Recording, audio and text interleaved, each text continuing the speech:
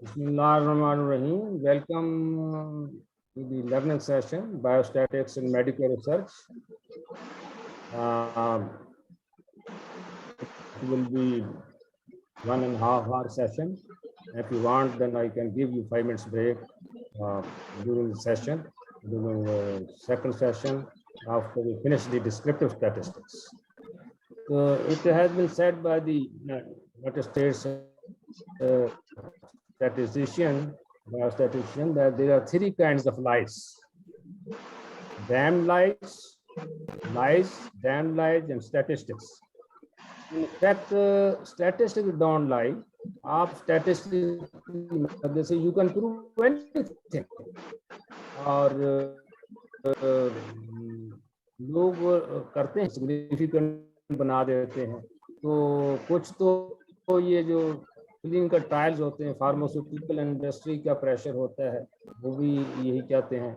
इस तरह और भी लोगों वाक़यात सामने आए हैं जिसमें या तो इनसिग्निफिकेंट फाइंडिंग्स को उन्होंने पब्लिकेशन के लिए भेजा ही नहीं, या बायोस्टैटिस्टिशियन से कह के रिक्वेस्ट करके कह दिया कि ये जो हमारी इनसिग्निफिकेंट फाइंडिंग है तो उसको ऐसी मैनिपुलेशन करें, सिग्निफिकेंट बना दें. तो लोग करते हैं जो कि हाईली अनएथिकल है. तो these are the learning outcomes of today's discussion.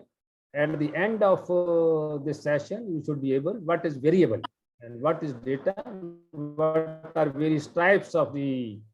Am I audible? आवाज आ रही सबको? Yes sir. जी sir. Okay. Yes sir. Okay.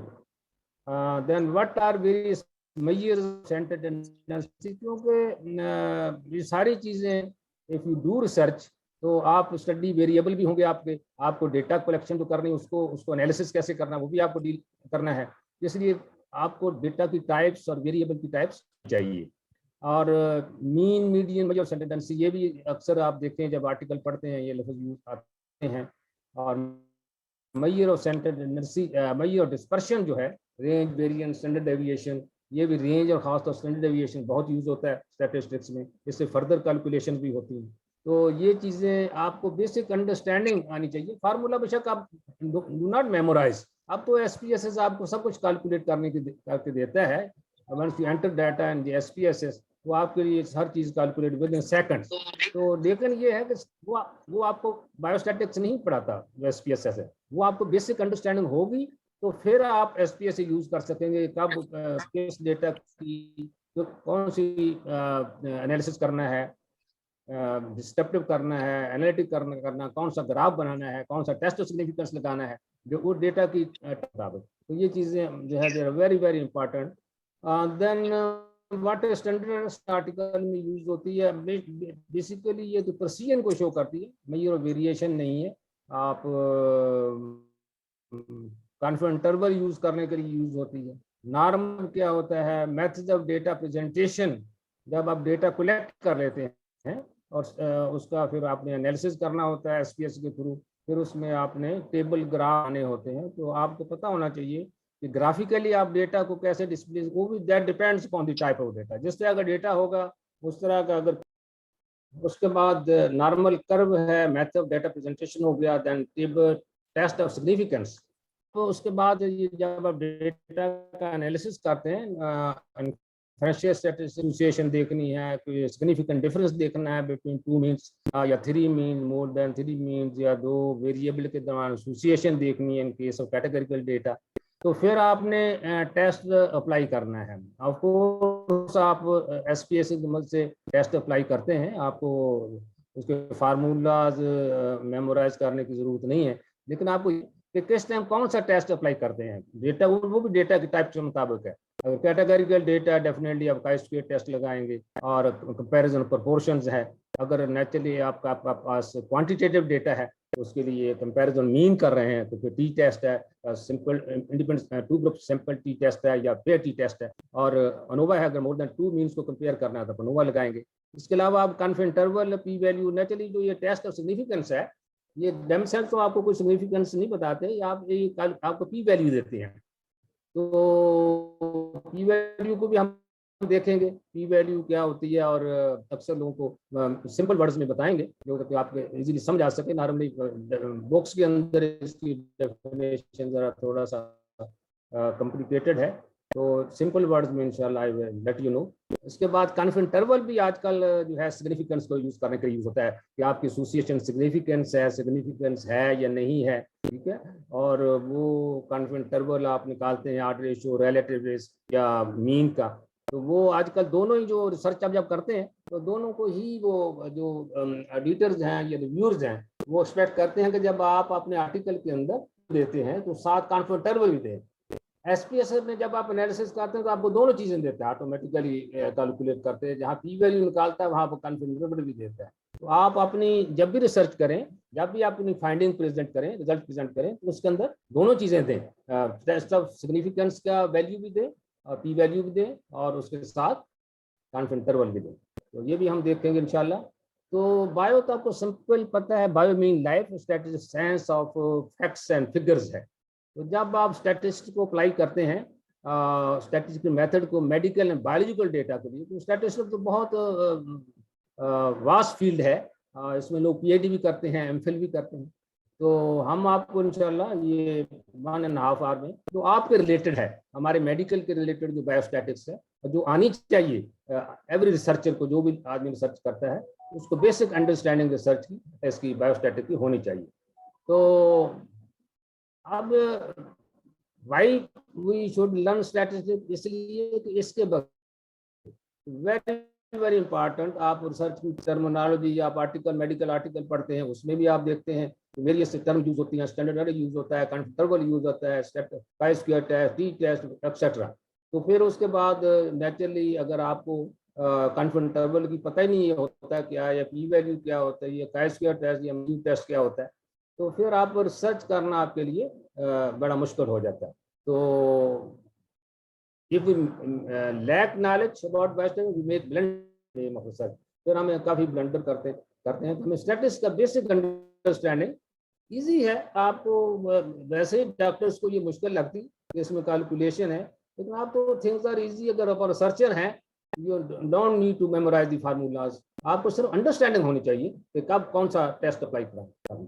तो इसके अलावा डेली लाइफ में भी आपकी स्टैटिस्टिक्स यूज हो रही है, give answer of daily life problem, how many males and females are present here, what is the mortality rate of Pakistan, what is the proportion of male to female students who failed every year in matric, what is the risk to develop lung cancer for those who are smokers as compare to non smoker. तो ये सारे daily life के अंदर आप इन question के answer देने के लिए आपको स्टैटिस्टिक्स का नॉलेज होना बहुत जरूरी है। तो one does not simply do without understanding, जब तक बेसिक कंसेप्ट नहीं आप समझते बायोस्टैटिक्स से आप रिसर्च कर ही नहीं सकते। तो बड़ा जरूरी है। अब वेरिएबल क्या है? वेरिएबल जब भी आप अपनी रिसर्च करते हैं तो अपनी आप रिसर्च के अंदर, स्टडी के अंदर जो आर्टिकल है या जो भी आप डेटा कलेक्ट करते हैं या आर्टिकल राइट करते हैं, तो नेचुरली मेथडोलॉजी आप वेरिएबल को भी डिफाइन करते हैं कि ये मेरी स्टडी के अंदर वेरिएबल्स हैं, एज है या जेंडर है या ब्लड प्रेशर है या कोलेस्ट्रॉल है, व्हाटएवर। तो वेरिएबल क्या है? वेरिएबल एनी एस्पेक्ट है ऑफ इंडिविजुअल है या thing that can be measured, assessed, observed और रिकॉर्डेड। तो आप इसको मेजर भी कर सकते हैं, असेस और depend on the nature of the variable. तो वो वेरिएबल इसलिए कहते हैं कि subject to variable from person to person. अब ब्लड प्रेशर एक आदमी का दूसरा है, दूसरे का और है, हाइट इस तरह वेरी करती है, वेट है, एज है, जेंडर है, मैरिटल स्टेटस है, हार्ट रेट है, रिस्पॉन्स टू मेडिकेशन है। तो ये इसलिए इसको वेरिएबल कहते हैं, सब्जेक्ट टू क्लेम। अब जो वैल्यूज आप वेरिएबल से ड्रा करते हैं, बीपी है, 10 बंदों का ब्लड प्रेशर नोट करते हैं, उससे वैल्यू ड्रा करते हैं, वो उसको डेटा कहते हैं। तो data actually raw material of statistics. अच्छा, अब ये है कि वेरिएबल को एसोसिएशन के क्लासिफाई किया जाता है, independent variable, dependent variable and confounding variable. Independent variables वो होते हैं जो कि इन्फ्लुएंस करते हैं आउटकम को, डिजीज को। मसलन स्मोकिंग लंग कैंसर की एसोसिएशन आप देख रहे हैं, तो स्मोकिंग जो है इन्फ्लुएंस कर रही है लंग कैंसर को, तो smoking is a independent variable. जो चीज विच इज बीइंग इन्फ्लुएंस्ड, जो आपका आउटकम है या डिजीज है, that is the dependent variable. Confounding variable का भी आजकल कंसेप्ट है कि नेचुरली अब जब अपना आर्टिकल भेजते हैं अगर आप कंफाउंडिंग वेरिएबल को केयर नहीं करते, उसको एड्रेस नहीं करते अपने सर्च के अंदर, तो फिर वो भी उसके पे भी ऑब्जर्वेशन आ जाती है रिव्यूअर्स की कि भाई आपने कंफाउंडिंग वेरिएबल को क्यों नहीं। अब जो चेकलिस्ट है वेरियस स्टडी डिज़ाइन की, खा वो कंसोर्ट है, खा वो स्लोब है, वो सारों में चेक आप आजकल चेकलिस्ट आ रही है, उसमें कंफाउंडिंग का भी लाजमी जिक्र है, बायस का भी आपने स्टडी में एड्रेस किए हैं कि नहीं किए। तो ये फैक्टर होता है जो कि आपका एसोसिएटेड होता है डिजीज के साथ भी और एक्सपोजर के साथ भी, और independently also risk factor for the disease. अगर आप इसका टेक केयर नहीं करेंगे, दोनों ग्रुप्स के अंदर बराबर का वो वेरिएबल नहीं आएगा और इसको एड्रेस नहीं करेंगे, जो वेरियस मेथड्स है इसके कंफाउंडिंग को स्टडी स्टेज पे मेथड्स हैं जिसमें आप स्ट्रेटिफिकेशन कर लेते हैं, ठीक है ना, रैंडमाइजेशन है, मास रिस्ट्रिक्शन है, या मल्टीवेरिएट एनालिसिस करते हैं, उसमें भी कंफाउंडिंग जो है वो सारा आप उसकी यू कैन टेक केयर। तो आप अगर इसको एड्रेस नहीं करेंगे तो आप या तो रिजल्ट्स बायस हो जाएंगे और ओवर एस्टिमेट आ जाएगा या अंडर एस्टिमेट हो जाएगा। इसलिए दोनों ग्रुप्स में एज इज द बिगेस्ट कंफाउंडर है एपिडेमियोलॉजी के अंदर। इसलिए एज जो है, बाकी जेंडर भी है, मैरिटल स्टेटस है, सोशियो इकोनॉमिक स्टेटस है, तो दोनों ग्रुप्स को जो आप कंपेयर कर रहे हैं उसमें वो चीज़ें आपने कोशिश करनी है मैचिंग से। अगर केस कंट्रोल स्टडी है दोनों इक्वली डिस्ट्रीब्यूट हो जाए, वरना वो जो है इट मे डिस्टार्ट योर रिजल्ट्स। ये है कंफाउंडिंग वेरिएबल, ठीक है। देखो ना, काज है, फैक्ट है, ये इंडिपेंडेंट डिपेंडेंट है, अदर वेरिएबल कंफाउंडिंग है। आपने रिलेशनशिप देखना है मदर्स एजुकेशन का with malnutrition under 5 years children. तो हाउ फैमिली इनकम जो है मदर्स एजुकेशन के साथ रिलेटेड है। मैल न्यूट्रिशन आपको पता है कि जो मैल न्यूट्रिशन फैमिली इनकम लो है तो बच्चों में अक्सर मैल न्यूट्रिशन होगी। मदर एजुकेशन जो है अगर वो लो है तो फैमिली इनकम लो है तो नेचुरली वो मदर एजुकेशन भी वो उसमें भी असर पड़ेगा। तो ये आपने इसका एक अलग है, लेकिन आपको बेसिक आइडिया होना चाहिए कि कंफाउंडिंग वेरिएबल होता क्या है और उसको हम कैसे एड्रेस करते हैं। तो डेटा जो है वो हमने बताया ना, जो वैल्यू ड्रा करते हैं वेरिएबल से वही डेटा है। तो डेटा में जो बेसिक टाइप्स हैं वो कैटेगरिकल डेटा है, न्यूमेरिकल डेटा है। दो ही टाइप्स का बेसिकल डेटा है। जो कैटेगरिकल डेटा है वो फर्दर दो हिस्से में divide. Category data mean which can be categorised. आप इसको कैटेगराइज कर सकते हैं, you can not measure it. आपने सिर्फ इसकी कैटेगरीज बना सकते हैं, ये कैटेगरिकल डेटा है। और इसके अंदर फर्दर दो टाइप्स हैं, nominal and ordinal. Nominal data just names हैं, जैसे आपका मैरिटल स्टेटस है या जेंडर है या ब्लड ग्रुप्स हैं, इसमें कोई ऑर्डर नहीं है। तो इसके साथ जो ये नॉमिनल यानी, और उसके बाद ऑर्डिनल है इसी की दूसरी टाइप कैटेगरिकल की, इसके अंदर ऑर्डर होता है। बाकी सारा वो म्यूचुअल एक्सक्लूसिव होते हैं। जैसे डिजीज स्टेट है, माइल्ड है, मॉडरेट है, सीवियर है, इस तरीके से पेन की सीवियर है, माइल्ड है, सीवियर है, स्टेज 1 स्टेज 2 स्टेज 3 डिजीज है। इसमें एक ऑर्डर है, लेकिन ये नहीं आप कह सकते कि डिफरेंस क्या है दो ऑर्डर के दरमियान, लेकिन ये एक ऑर्डर है, वो आपका ऑर्डिनल डेटा बन जाता है। तो ये इसलिए याद रखना जरूरी है कि इसी के मतलब एनालिसिस होता है। वो जो भी टेस्ट आप अप्लाई करेंगे, जो भी आप समरी मैयर करेंगे, जो भी ग्राफ बनाएंगे, ये डेटा के मुताबिक होगा। उसके बाद न्यूमेरिकल डेटा है। न्यूमेरिकल डेटा में फिर फर्दर दो टाइप्स हैं, डिस्क्रीट है एंड कंटिन्यूस। डिस्क्रीट जो होता है ये होल नंबर्स होता है, it is not in decimal. ये चीज आपने याद रखनी है। और for example number of patient in hospital, number of measle cases in a week, number of students in a class, ये डिस्क्रीट डेटा है, होल नंबर्स है, ठीक है। Continuous data which is on continuous scale, it can be measured, it is in numbers. For example height है, it can be in decimals. Discrete data can not be in decimal. तो इसमें continuous में आ जाता है blood pressure है, height है, wait है, blood pressure है, ये सारा कंटिन्यूस, ठीक है। तो सिंपल ये है, रूल ऑफ थंब ये है, what you can count is discrete variable, what you can measure it is a continuous variable. आप ये भी कर सकते हैं कि जो कंटिन्यूस वेरिएबल है उसको आप कन्वर्ट भी कर सकते हैं कैटेगरिकल वेरिएबल। अपनी स्टडी के अंदर आप नया वेरिएबल क्रिएट करके, हम अक्सर करते हैं जब स्टैटिस्टिकल एनालिसिस करते हैं। फॉर एग्जांपल आपने एज वैसे ही ली है सब की जितनी एज लिखते गए, उसके बाद आप एज की कैटेगरी बना लें तो वो फिर कैटेगरिकल डेटा बन जाता है। फॉर एग्जांपल ब्लड प्रेशर को आप नॉमिनल वेरिएबल में कन्वर्ट कर सकते हैं, defining hypertension, diastolic blood pressure, greater than 90, नॉर्मोटेंशन या blood pressure less than 90। Height को इसी तरह आप कंटिन्यूस वेरिएबल है, इसको भी आप कैटेगरिकल वेरिएबल में डिवाइड कर सकते हैं, शॉर्ट, एवरेज, टॉल। तो you can also convert this, हम करते हैं अक्सर सर्च के अंदर, कई दफा जरूरत पड़ती है। तो ये 4 स्केल है ऑफ द मेजरमेंट, जो कि आपको एसपीएस जब आप डेटा एंट्री करते हैं पूछता है कि नॉमिनल है, ऑर्डिनल है, और रेशो और इंटरवल स्केल को वो एक ही कह देता है, स्केल। तो ये आपने जब भी आप वेरिएबल डिफाइन करते हैं एसपीएस के अंदर, तो एसपीएस में इंशाल्लाह नेक्स्ट लेक्चर एसपीएस पे ही है, वो डिटेल फर्दर आपको ये बायोस्टैटिक स्टेप्स क्लियर हो जाएंगे जब हम इंशाल्लाह नेक्स्ट उस पे एसपीएस पे जाएंगे। तो अब नॉमिनल नेम है, ऑर्डिनल में ऑर्डर है, रेशो में जो है ट्रू जीरो होता है, अगर zero blood pressure mean zero pulse mean no blood. Interval के अंदर जीरो नहीं होता, अगर जैसे टेम्परेचर है, जीरो टेम्परेचर का मतलब नॉट कंप्लीट। लेकिन बेसिकली रेशियो इंटरवल जो है ये क्वांटिटेटिव डेटा ही में आते हैं, उसी की 2 टाइप्स हैं। अगर आपको ना याद रहे आप समझें कि ये, और वो जो एसपीएस है उसको स्केल के नाम से एड्रेस करते हैं दोनों। तो नॉमिनल ऑर्डिनल स्केल की एग्जांपल्स हैं, रेशियो स्केल है और इंटरवल स्केल है, ठीक है। तो अब डेटा का आपको पता है कि रिसर्च में भी यूज होता है, प्रोग्रेस किसी भी प्रोग्राम की आपने मॉनिटर करनी हो उसमें भी है, नॉलेज और प्रैक्टिस के दरमियान के, या अगर डिसीजन मेकिंग के लिए भी आपको डेटा चाहिए होता है, प्लानिंग करनी है किसी भी चीज़ की, हाँ वो कितने स्कूल चाहिए बच्चों के लिए, कितने एमसीएस सेंटर चाहिए मदर्स के लिए, इंटरनल चाइल्ड हेल्थ के, वो सारी प्लानिंग डेटा की मदद से you can not do any planning. Census जो होती है उसमें डाटा ही कलेक्ट करते हैं ना, तो उसी से आप प्लानिंग करते हैं, डिसाइड करते हैं, ठीक है। और स्टैटिस्टिकल एनालिसिस जो है बेसिकली 2 टाइप्स का है, डिस्क्रिप्टिव है और इन्फ्रेंशियल स्टैटिस्टिक।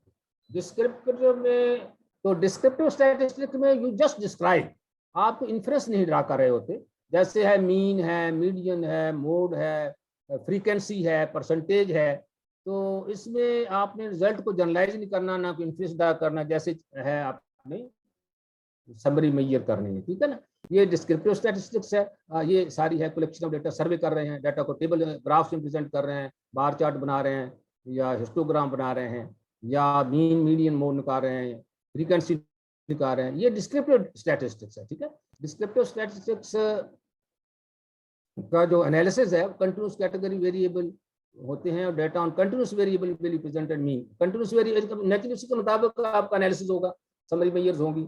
अगर आपका कैटेगरिकल वेरिएबल्स हैं उसका आप परसेंटेज फ्रीक्वेंसी निकालेंगे, अगर आप निकालेंगे, अगर आपका कैटेगरी कंटिन्यूस वेरिएबल है, क्वांटिटेटिव वेरिएबल है, तो फिर जैसे मीन ब्लड प्रेशर है, हाइट है, वेट है, तो उसका फिर मीन आप नेचुरली आप जो कैटेगरिकल वेरिएबल है जैसे जेंडर है, ब्लड ग्रुप्स हैं, उसका आप मीन तो नहीं कैलकुलेट कर सकते ना, उसकी आप सिर्फ फ्रीक्वेंसी और परसेंटेज कैलकुलेट कर, इतने मेल हैं, इतने फीमेल हैं, इतनी उनकी परसेंटेज है, तो उसके मुताबिक ही आपका एनालिसिस होता है जो जिस तरह का वेरिएबल है। इन्फ्रेंशियल स्टैटिस्टिक्स में नेचुरली आप हाइपोथेसिस होता है, और हाइपोथेसिस को आप टेस्ट करते हैं, और उसकी बेस पे आप जो है हाइपोथेसिस रिजेक्ट भी करते हैं या एक्सेप्ट भी करते हैं। तो इसमें अंदर आप सैंपल से एक जो इन्फ्रेंस ड्रा करते हैं, you apply to the whole population, inferential statistics. इसमें आप इन्फ्रेंशियल स्टैटिस्टिक्स जो आप बायोस्टैट के अंदर या एसपीएस के अंदर आप 2 तरीके से कर सकते हैं। एक तो है टेस्ट ऑफ सिग्निफिकेंस, आप अप्लाई करते हैं, जैसे काई स्क्वायर टेस्ट है, या टी टेस्ट है, या नोवा है, उसको वो लगा सकते हैं और उससे पी वैल्यू कैलकुलेट करते हैं। और दूसरा ये है आप कॉन्फिडेंस इंटरवल के जरिए भी इन्फ्रेंशियल स्टैटिस्टिक्स यूज करते हैं, जिसमें आप सैंपल के से जो टेस्ट जो के रिजल्ट्स आते हैं, you apply generalize to the whole population. तो ये है इन्फ्रेंशियल स्टैटिस्टिक्स। दोनों को हम बारी बारी देखेंगे इंशाल्लाह। प्रेजेंटेशन, जब आप डेटा कलेक्ट कर लिया, उसको आपने प्रेजेंट करना है और समराइज करना है। Summarization in the form mean, median, mode और फ्रीक्वेंसी, परसेंटेज है, या प्रेजेंट है in the form of the bar chart है, पाई चार्ट है, हिस्टोग्राम है, या स्केटर डायग्राम है। वो भी आपको आइडिया होना चाहिए किस टाइम पे कौन सा ग्राफ बनाना है। ग्राफ तो आपको एसपीएस बना देगा विद इन सेकंड, लेकिन आपको मेथड्स आना चाहिए ग्राफ बनाने का, ठीक है ना। तो समरी मेजर जो हैं वो आपको पता है कि टेबल्स हैं, ग्राफिकल डिस्प्ले तो टेबल्स हैं, ग्राफ्स हैं। दूसरी न्यूमेरिकल समरी मेजर करनी है तो mean, median, mode, standard deviation, frequency, percentiles, percentage वगैरह होते हैं, ठीक है ना। तो न्यूमेरिकल मेथड में ये चीज़ें आ जाती हैं। और टेबल ग्राफिकल मेथड जो है इसमें नेचुरल स्केटर है, स्केटर डायग्राम है, फ्रीक्वेंसी पॉलीगॉन है क्वांटिटेटिव डेटा के लिए, बार चार्ट और पाई चार्ट आपको क्वालिटेटिव या क्वालिटेटिव डेटा के लिए ना। इसलिए मैं कहता हूँ कि आपको जो सबसे इम्पॉर्टेंट चीज़ है स्टैट के अंदर और रिसर्च के अंदर, आपको टाइप्स ऑफ वेरिएबल और टाइप्स ऑफ डेटा समझना बड़ा जरूरी है। उसके बगैर आप कुछ भी नहीं कर सकते, ना डिस्क्रिप्टिव एनालिसिस कर सकते हैं, ना इन्फरेंशियल स्टैटिस्टिक्स करते हैं। इसलिए आपको वो चीज़ें समझना बहुत जरूरी है, आपको उसका आइडिया होना चाहिए। तो टेबलेशन जो है, टेबल हम अपन रिसर्च के अंदर अक्सर बनाते हैं, तो सिस्टमेटिक प्रेजेंटेशन है of data in various columns and rows, ठीक है ना। तो इसमें टेबल के कुछ प्रिंसिपल होते हैं कि टेबल शुड बी नंबर्ड। आप देखें, आपने रिसर्च के अंदर जब आप टेबल बनाते हैं उसको ऐसे नहीं बना सकते, आपने टेबल 1 2 3 4 करके उनकी कंसेक्टिव नंबरिंग करनी होती है। और उसके बाद रिजल्ट्स के अंदर उसको आपने उसके टेक्स्ट के अंदर भी मेंशन करना होता है। मैंने देखा कि अक्सर कोई ऐसे भी हमारे पास आर्टिकल या सिनॉप्सिस आ जाते हैं, उसमें टेबल बनाए हुए हैं लेकिन उसका टेक्स्ट में जिक्र कोई नहीं। आप टेक्स्ट में जिसका मेंशन ही नहीं करेंगे उसका टेबल आप कैसे बना सकते हैं। तो टेबल का कंजेक्टिव नंबर होना चाहिए और टाइटल होना चाहिए हर टेबल का, और उसके साथ हेडिंग, कैप्शन वगैरह, जैसे कॉलम्स हैं, रोज हैं, और सब टोटल भी होना चाहिए हर एक के आगे। और बॉडी जो है उसके अंदर न्यूमेरिकल वैल्यूज होती हैं, एक्चुअल नंबर्स हो सकते हैं, फिर परसेंटेजेस हो सकती हैं, दोनों हो सकते हैं। नॉर्मली हम यही रिकमेंड करते हैं कि जहाँ पर आप फ्रीक्वेंसीज लिखते हैं टेबल के अंदर, उसके ब्रैकेट में परसेंटेज जरूर लिखें। बहुत बड़ा टेबल भी ना हो, वो भी जो एडिटर्स होते हैं जर्नल के वो डिस्करेज करते हैं। तो एक टेबल आपने 2 पेज पे बना दिया तो उसको आप ब्रेक कर लें तो ज्यादा बेहतर है। Should be self explanatory. आप जो टेबल के अंदर स्टैंडर्ड कोड या सिंबल यूज करते हैं उसको आप फुटनोट में एक्सप्लेन जरूर करें, ये बड़ा इंपॉर्टेंट है। अगर आपका टेबल ओरिजिनल नहीं है, आपने कहीं से बोरो किया है, फिर उसका सोर्स जरूर लिखिए। तो no cell should be left blank, ये टेबल का असूल है। Right nil if frequency of that group is 0। तो आप उसको, आवाज आ रही है सबको? Yes sir. अच्छा यस सर। अच्छा, गुड, हो गया, वेरी गुड। तो ये डाटा प्रेजेंटेशन जो है, टेक्स्ट जो है आपको स्टोरी बताती है, टेबल जो है आपको एविडेंस देते हैं, ग्राफ जो है आपको रिजल्ट्स को इलिस्ट्रेट करते हैं। टेबल नॉर्मली हम रिसर्च के अंदर अगर ज्यादा डेटा है आपका तो फिर टेबल ज्यादा, अगर 4-5 कैटेगरीज हैं फिर आप ग्राफ भी बना सकते हैं, लेकिन अगर ज्यादा डेटा है तो टेबल में आप प्रेजेंट कर सकते हैं। लेकिन अननेसेसरी ये जो repetition of data in text और फिगर्स और टेबल वो ऐड करें।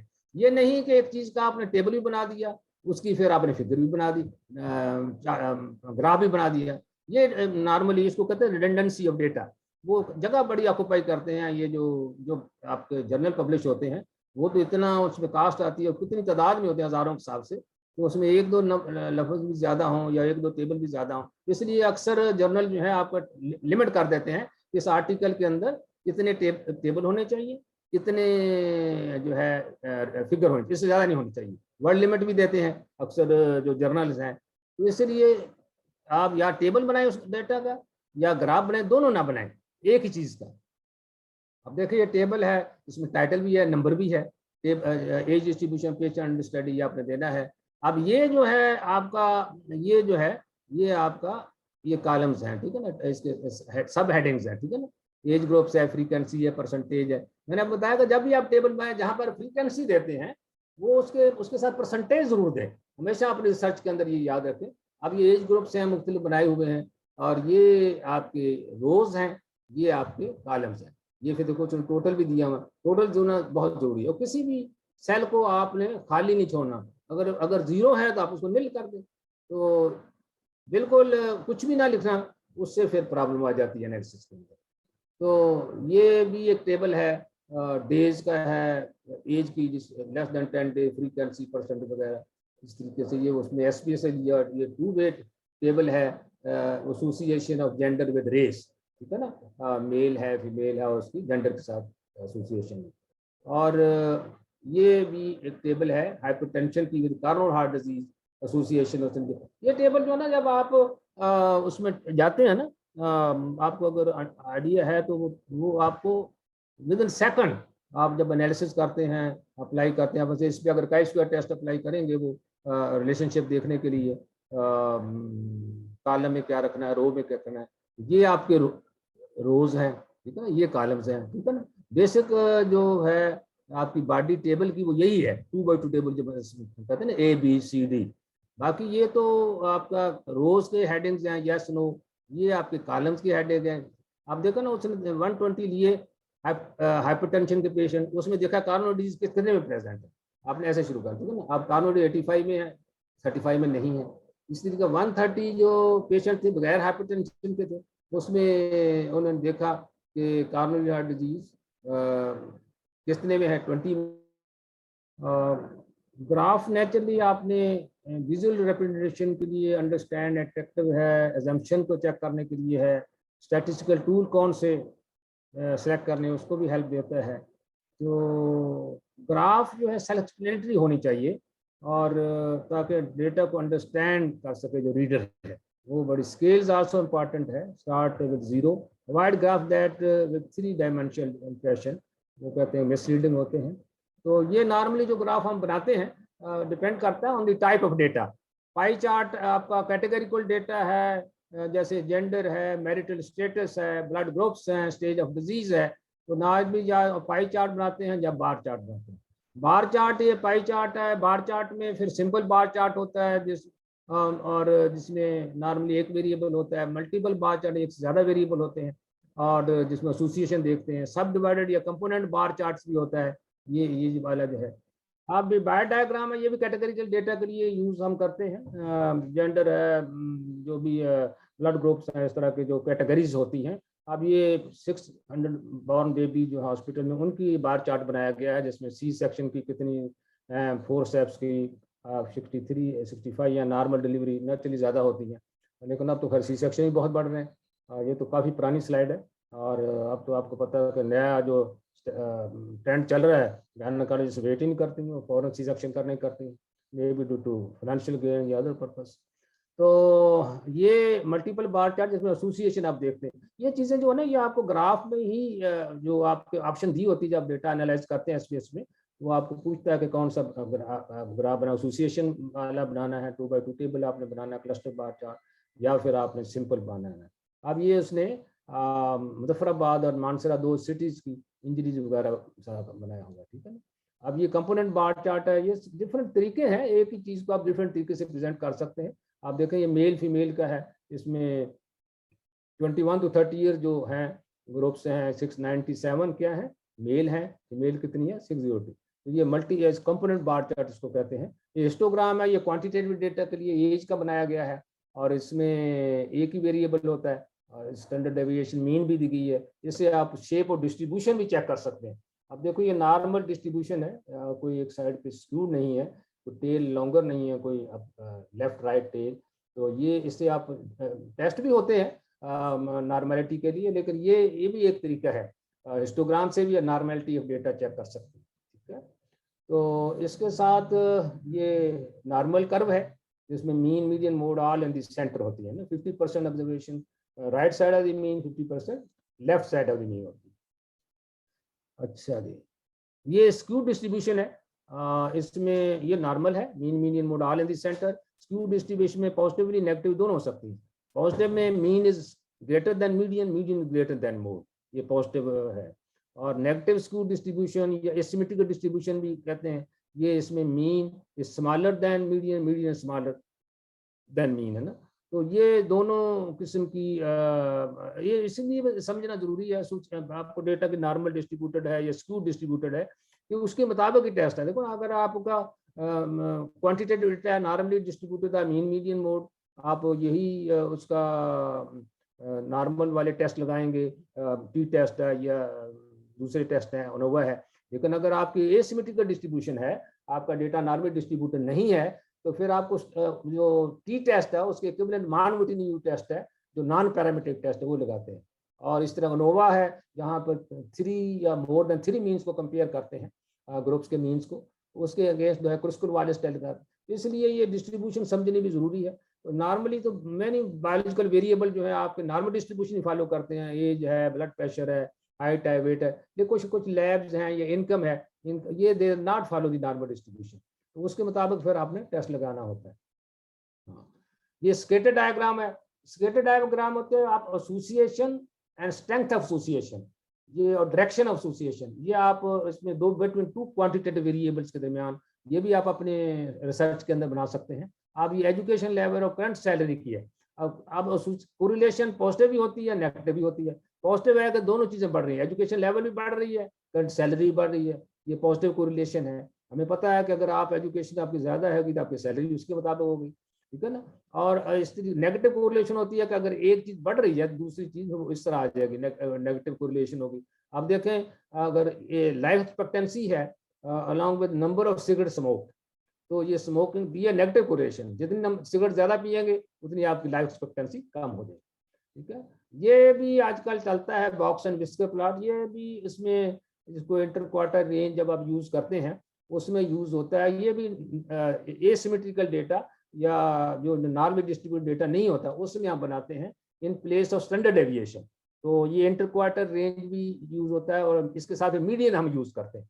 और इसमें मीडियन है, इंटर क्वार्टर रेंज है, स्मॉलेस्ट वैल्यू है, लार्जेस्ट वैल्यू, आप अगर देखेंगे मीडियन से आप इसके टाइप ऑफ डिस्ट्रीब्यूशन भी, अगर मीडियन सेंटर में है तो फिर तो नॉर्मल है, अगर median centre of the box नहीं है तो स्क्यू डिस्ट्रीब्यूशन है। अगर बॉटम के medium bottom of the box के करीब है तो फिर पॉजिटिव स्क्यूनेस है, अगर क्लोजर टू टॉप है तो नेगेटिव है। आप देखें इसमें दो से ज्यादा डिस्ट्रीब्यूशन को भी इसमें कंपेयर कर सकते हैं। इसमें आउटलायर्स वगैरह आपने देखने हो अपने के एक्सट्रीम वैल्यूज आपकी, उसके लिए भी ये बड़ा हेल्पफुल है। अब देखें ये है बॉक्स एंड विस्कर प्लॉट, इसको sorry box and whisker plot कहते हैं, और इंटर क्वार्टर रेंज भी इसको कहते हैं।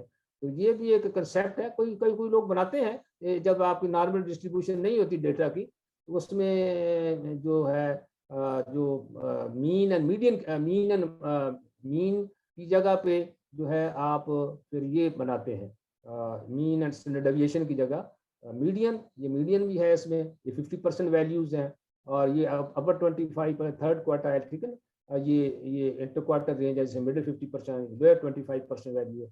ये भी आपको ग्राफ ही बना देता है, एसपीएस बना देता है, अगर आपने अपने बनाना हो। कुछ लोग बनाते हैं एसपीएस भी, इंशाल्लाह आपको सिखाएंगे। इस तरीके से एक विंडो होती है जिसमें ग्राफ की ऑप्शन होती है, आपके सारे ग्राफ दिए हुए हैं, लाइन बनाना है आपने, पाई बनाना है, बॉक्स एंड विस्कर प्लॉट बनाना है, पॉपुलेशन पिरामिड बनाना है, स्केटर प्लॉट बनाना है, हिस्टोग्राम, जिस तरह की आपने ग्राफ बनाना, आप ग्राफ के ऑप्शन में जाएंगे तो आप उसको कमांड देंगे तो विद इन फ्यू सेकंड्स आपको ग्राफ बना देगा। समरी यही है कि पाई चार्ट जो होता है नॉर्मली कैटेगरिकल डेटा के लिए होता है, लेस कैटेगरीज हैं, 4-5 कैटेगरी। बार चार्ट में ज्यादा कैटेगरीज आप डिस्प्ले कर सकते हैं, ये भी कैटेगरी डेटा के लिए है। मल्टीपल सब डिवाइडेड बार चार्ट भी होता है। हिस्टोग्राम क्वांटिटेटिव डेटा के लिए होता है, ठीक है ना, कंटिन्यूस डेटा के लिए। स्केटर डायग्राम भी relationship between to quantitative variable. Box diagram plot जो होता है, तो इसी outlier in quantity, outlier extreme value अगर आपने देखनी है तो फिर उसमें एसिमेट्रिकल डिस्ट्रीब्यूशन में आप बांट।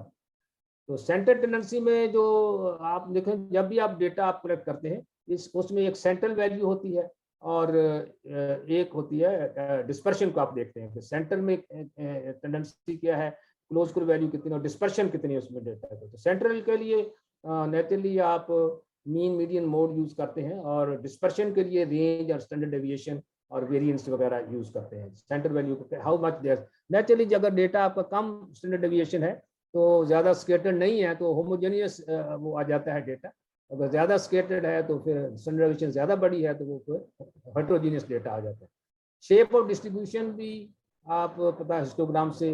इसके लिए आपका नेचुरली जब आप रिसर्च करते हैं तो आपको पता होना चाहिए कि आपने जो डेटा कलेक्ट किया है ये नॉर्मली डिस्ट्रीब्यूटेड, आपने अपनी मेथोडोलॉजी में लिखना होता है कि डेटा वाज नॉर्मली डिस्ट्रीब्यूटेड या एसिमेट्रिकल डेटा था। ये आपको पता होना बहुत जरूरी है, क्योंकि इसके मुताबिक ही आपने टेस्ट ऑफ सिग्निफिकेंस लगाना है। अगर नॉर्मली डिस्ट्रीब्यूटेड है, आपने मीन का कंपेयर कर रहे हैं, तो नेचुरली आप उसमें दो मीन को कंपेयर कर रहे हैं तो टी टेस्ट लगाते हैं, स्टूडेंट टी टेस्ट लगाते हैं। दो से ज्यादा मीन है तो आप अनोवा लगाते हैं। लेकिन अगर आपका डेटा नॉर्मल डिस्ट्रीब्यूशन नहीं है तो फिर वो ये टेस्ट भी आपको बता देते हैं, हिस्टोग्राम भी बताता है, ये कॉल्मोग्राफ समारनोफ टेस्ट होता है, ये भी ऐसे भी है, शिपारोविल टेस्ट भी ऐसे में है। तो ये जब आपका नॉर्मल डेटा डिस्ट्रीब्यूटेड नहीं होता तो फिर आपने उसके मुताबिक ही अगर मीन को कंपेयर करना है तो वो मैथिली मान विटनी टेस्ट है, अनोवा के इक्विवेलेंट जो टेस्ट है वो क्रिस्टल वाले टेस्ट है। तो ये जो है आपको पता होना जरूरी है, तो जरूरी है इसका पता होना। सेंटर टेंडेंसी आपको बताइए 3 ही है, मीन मीडियन मोड। आपको इसकी जरूरत नहीं, मीन में तो आपको सारी ऐड करके divided by the number of the median जो है सेंट्रल वैल्यू होती है, मोड जो होता है मोस्ट फ्रीक्वेंटली वैल्यू होती है। अब मीन का जो डिसएडवांटेज है, वैसे इस पर बहुत यूज है स्टैटिस्टिक्स के अंदर, रिसर्च के अंदर, लेकिन ये एक्सट्रीम वैल्यू से इन्फ्लुएंस हो जाता है, मीडियन एक्सट्रीम वैल्यू से इन्फ्लुएंस नहीं होता, ये इसका फायदा है। तो आप देखें ये एक डेटा है और एजेस हैं ईयर ऑफ स्टूडेंट्स, और इसमें मीन 25 है, मीडियन 23 है, मोड 23 है, तो मोस्ट फ्रीक्वेंटली अकर वैल्यूज है। मीन जो है gives equal weightage to all measurements इसमें, लेकिन आउटलायर्स एक्सट्रीम वैल्यू जो है वो डिस्टार्ट कर देती है, डिसएडवांटेज इन्फ्लुएंस करता है। अब देखो ये इनकम है, इनकम का डेटा है 7 पीपल का है। अब देखें इसमें सारी वैल्यू क्लोज 5 5 5 7। अब एक उसमें की वैल्यू होगी ना, चलिए कोई आप क्लास में भी या पॉपुलेशन में जब इनकम का आप सर्वे कर रहे हो तो कुछ एक आधा या एक दो कुछ आदमी ऐसे मिल जाएंगे जिनकी इनकम बहुत ज्यादा है, अब इसकी 102 है। अब इससे मीन को इन्फ्लुएंस कर दिया, मीन जो है देखें अब 22 आ गया, विच इज नॉट रियलिस्टिक, क्योंकि ज्यादातर लोग तो इस कैटेगरी में फॉल कर रहे हैं, तो इसकी वजह से आपकी मीन जो है इन्फ्लुएंस हो गई। तो समटाइम्स ये है कि मीन रेसिप्रोकल में mean of children, mean number 5.5 आ गए, जो कि बड़ा रेडिकुलस है। ये एक दो एडवांटेजेस हैं। अब देखें ये मीन है और ये मीन है, ये मीन इधर भी है। आप देखें ये मीडियन है, मिडिल वैल्यू, तो मीडियन नहीं इन्फ्लुएंस होता। अब एक्सट्रीम वैल्यू है, इसमें नीचे में एक्सट्रीम वैल्यू आ गई, तो उसकी वजह से मीन आपका कहाँ चलेगा। ठीक है, एडवांटेज वही है, मीडियन इन्फ्लुएंस नहीं होता। ऑर्डिनेट डेटा में यूज करते हैं, स्क्यू डिस्ट्रीब्यूशन में मीडियन को यूज करते हैं। ठीक है, और ये जो है बेटर वे रिप्रेजेंट डेटा है टू समरी। जब भी आप अपने सर्च के अंदर मीन यूज करते हैं तो mean plus minus standard deviation लिखना है। तो आप लिखते हैं mean age my study participants is 37 years, उसमें प्लस माइनस आपने 2 या 3 जो स्टैंडर्ड डेविएशन आपके आई है वो भी लिखनी है। उसका मतलब आपने बेशक उसको स्टैंडर्ड डेविएशन मेंशन ना करें, लेकिन आप लिखेंगे mean age my study participant is 37 year, तो mean plus minus standard deviation. तो ये सिंबल जो है डालना, सर्च सिंबल में जाएंगे तो ये सिंबल आपको मिल जाएगा मीन प्लस माइनस वाला। तो ये इस तरीके से नॉर्मली आपने रिसर्च के अंदर आप लिखते हैं। तो न्यूमेरिकल डाटा सिमेट्रिकल डिस्ट्रीब्यूशन के लिए मीन यूज किया, मीडियन ऑर्डिनल डेटा है, स्क्यूड है, मोड जो है ये नॉमिनल डेटा का यूज करते हैं। अब ये सारी डिस्क्रिप्टिव स्टैटिस्टिक्स, नॉमिनल डेटा है तो आप फ्रीक्वेंसी परसेंटेज, ऑर्डिनल डेटा के लिए फ्रीक्वेंसी परसेंटेज यूज करते हैं। डिस्क्रीट डेटा है तो आप फ्रीक्वेंसी टेबल परसेंटेज बनाते हैं। कंटिन्यूस डेटा है तो उसके लिए फिर मीन मीडियन है, और इंटरवल स्केल डेटा है तो उसके लिए भी mean median modes standard deviation use करते हैं। तो डिस्पर्शन के मैयर भी आप देखते हैं कि डाटा की वेरिएशन कितनी है, रेंज वेरिएंस है, स्टैंडर्ड डेविएशन है compare to the mean value. Coefficient variation भी होता है, वो भी लोग यूज करते हैं उसमें, that is independent of the unit of measurement.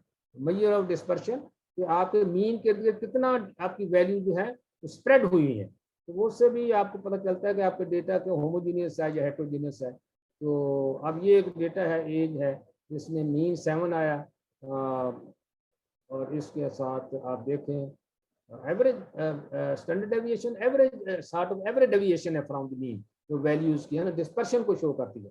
और ये इसकी मीन ये है, स्टैंडर्ड डेविएशन है ये है। If the ages are 12 8 baby mean ये है स्टैंडर्ड डेविएशन 5.6 है। अब ये है कि यहाँ वेरिएशन अब यहाँ ज़्यादा आ गई है वेरिएशन, क्योंकि ये वैल्यू जो है उसमें काफ़ी स्प्रेड है, 12 है उसके बाद 8 है, ये करीब करीब है, इसलिए इसकी जो है स्टैंडर्ड डेविएशन कम है, वेरिएशन ऑब्जर्वेशन कम है। यहाँ पर इस डेटा की वेरिएशन ज़्यादा है। अब देखो इसकी स्टैंडर्ड डेविएशन 5 पॉइंट, इसका मतलब variation between observation too much, तो ये not a homogeneous data, it is heterogeneous data. तो रेंज जो है difference between minimum and maximum value in data, उसको रेंज कहते हैं। ठीक है ना। अब ये देखो मिनिमम वैल्यू इस डेटा के अंदर 8 है, मैक्सिमम 78 है, तो ये आपकी 70 जो है।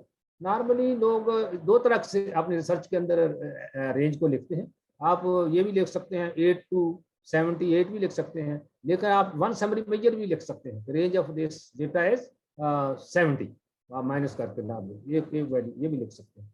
तो स्टैंडर्ड एरर जो होती है ये आपकी प्रिसीजन को शो करती है, population how precise is your estimate to the population mean.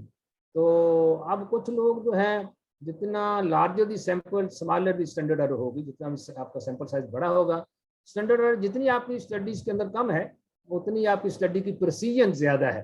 तो ये तो आपका जो सैंपल मीन है how it is close to the population mean ये शो करता है। अगर आपने वेरिएशन को शो करना है तो उसमें स्टैंडर्ड एरर आप कैलकुलेट नहीं करेंगे, आप उसको स्टैंडर्ड डेविएशन निकालेंगे। ये प्रिसीजन के लिए है। फॉर एग्जांपल आप एक क्लास से सैंपल लेते हैं 10 स्टूडेंट्स का, 100 की क्लास है, आप उसका मीन निकालते हैं, मीन आ जाता है, मीन वेट आ जाता है 60 kg। अब जो है आप जब पूरी क्लास का मीन निकालेंगे मीन वेट, तो वो नेचुरली डिफरेंट होगा, that is the whole population.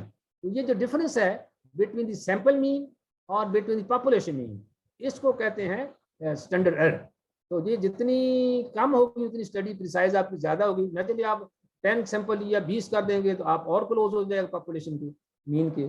जितना आप बढ़ाते जाएंगे सैंपल साइज उतना it will be more close to the true population, और उसको उतनी आपकी स्टडी के अंदर प्रिसीजन ज्यादा होगी। ठीक है, तो ये इसका formula standard deviation divided by n under the root. ठीक है ना, उसको कॉन्फिडेंस इंटरवल के लिए यूज करते हैं।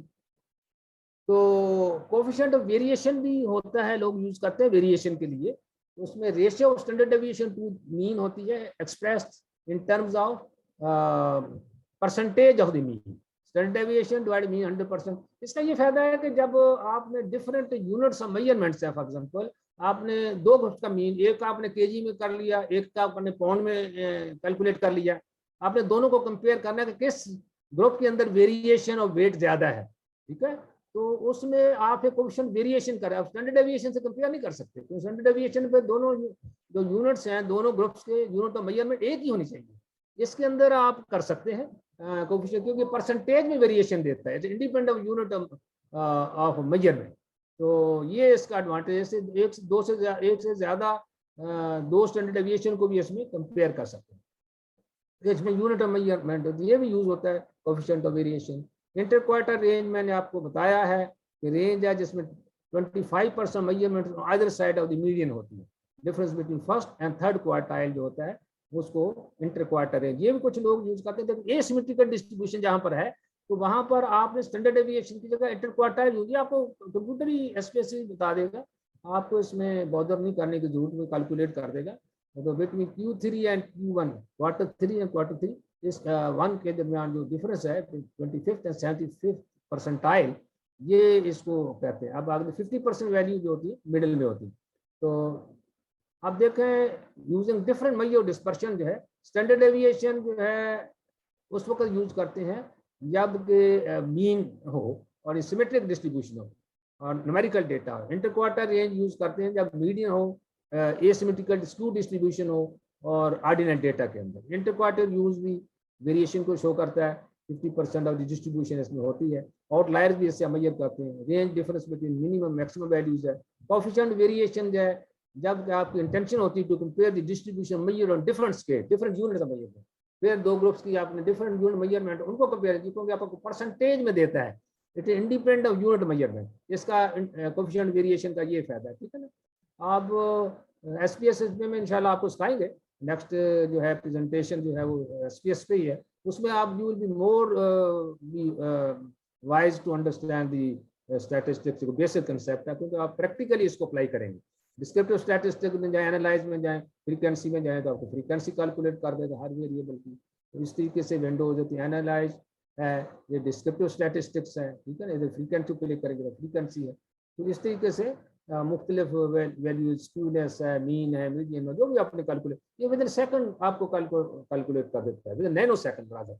इसलिए आपको बॉदर नहीं अब करने की जरूरत कि आपने फार्मूला याद करने हैं, आपको सिर्फ बेसिक अंडरस्टैंडिंग आनी चाहिए।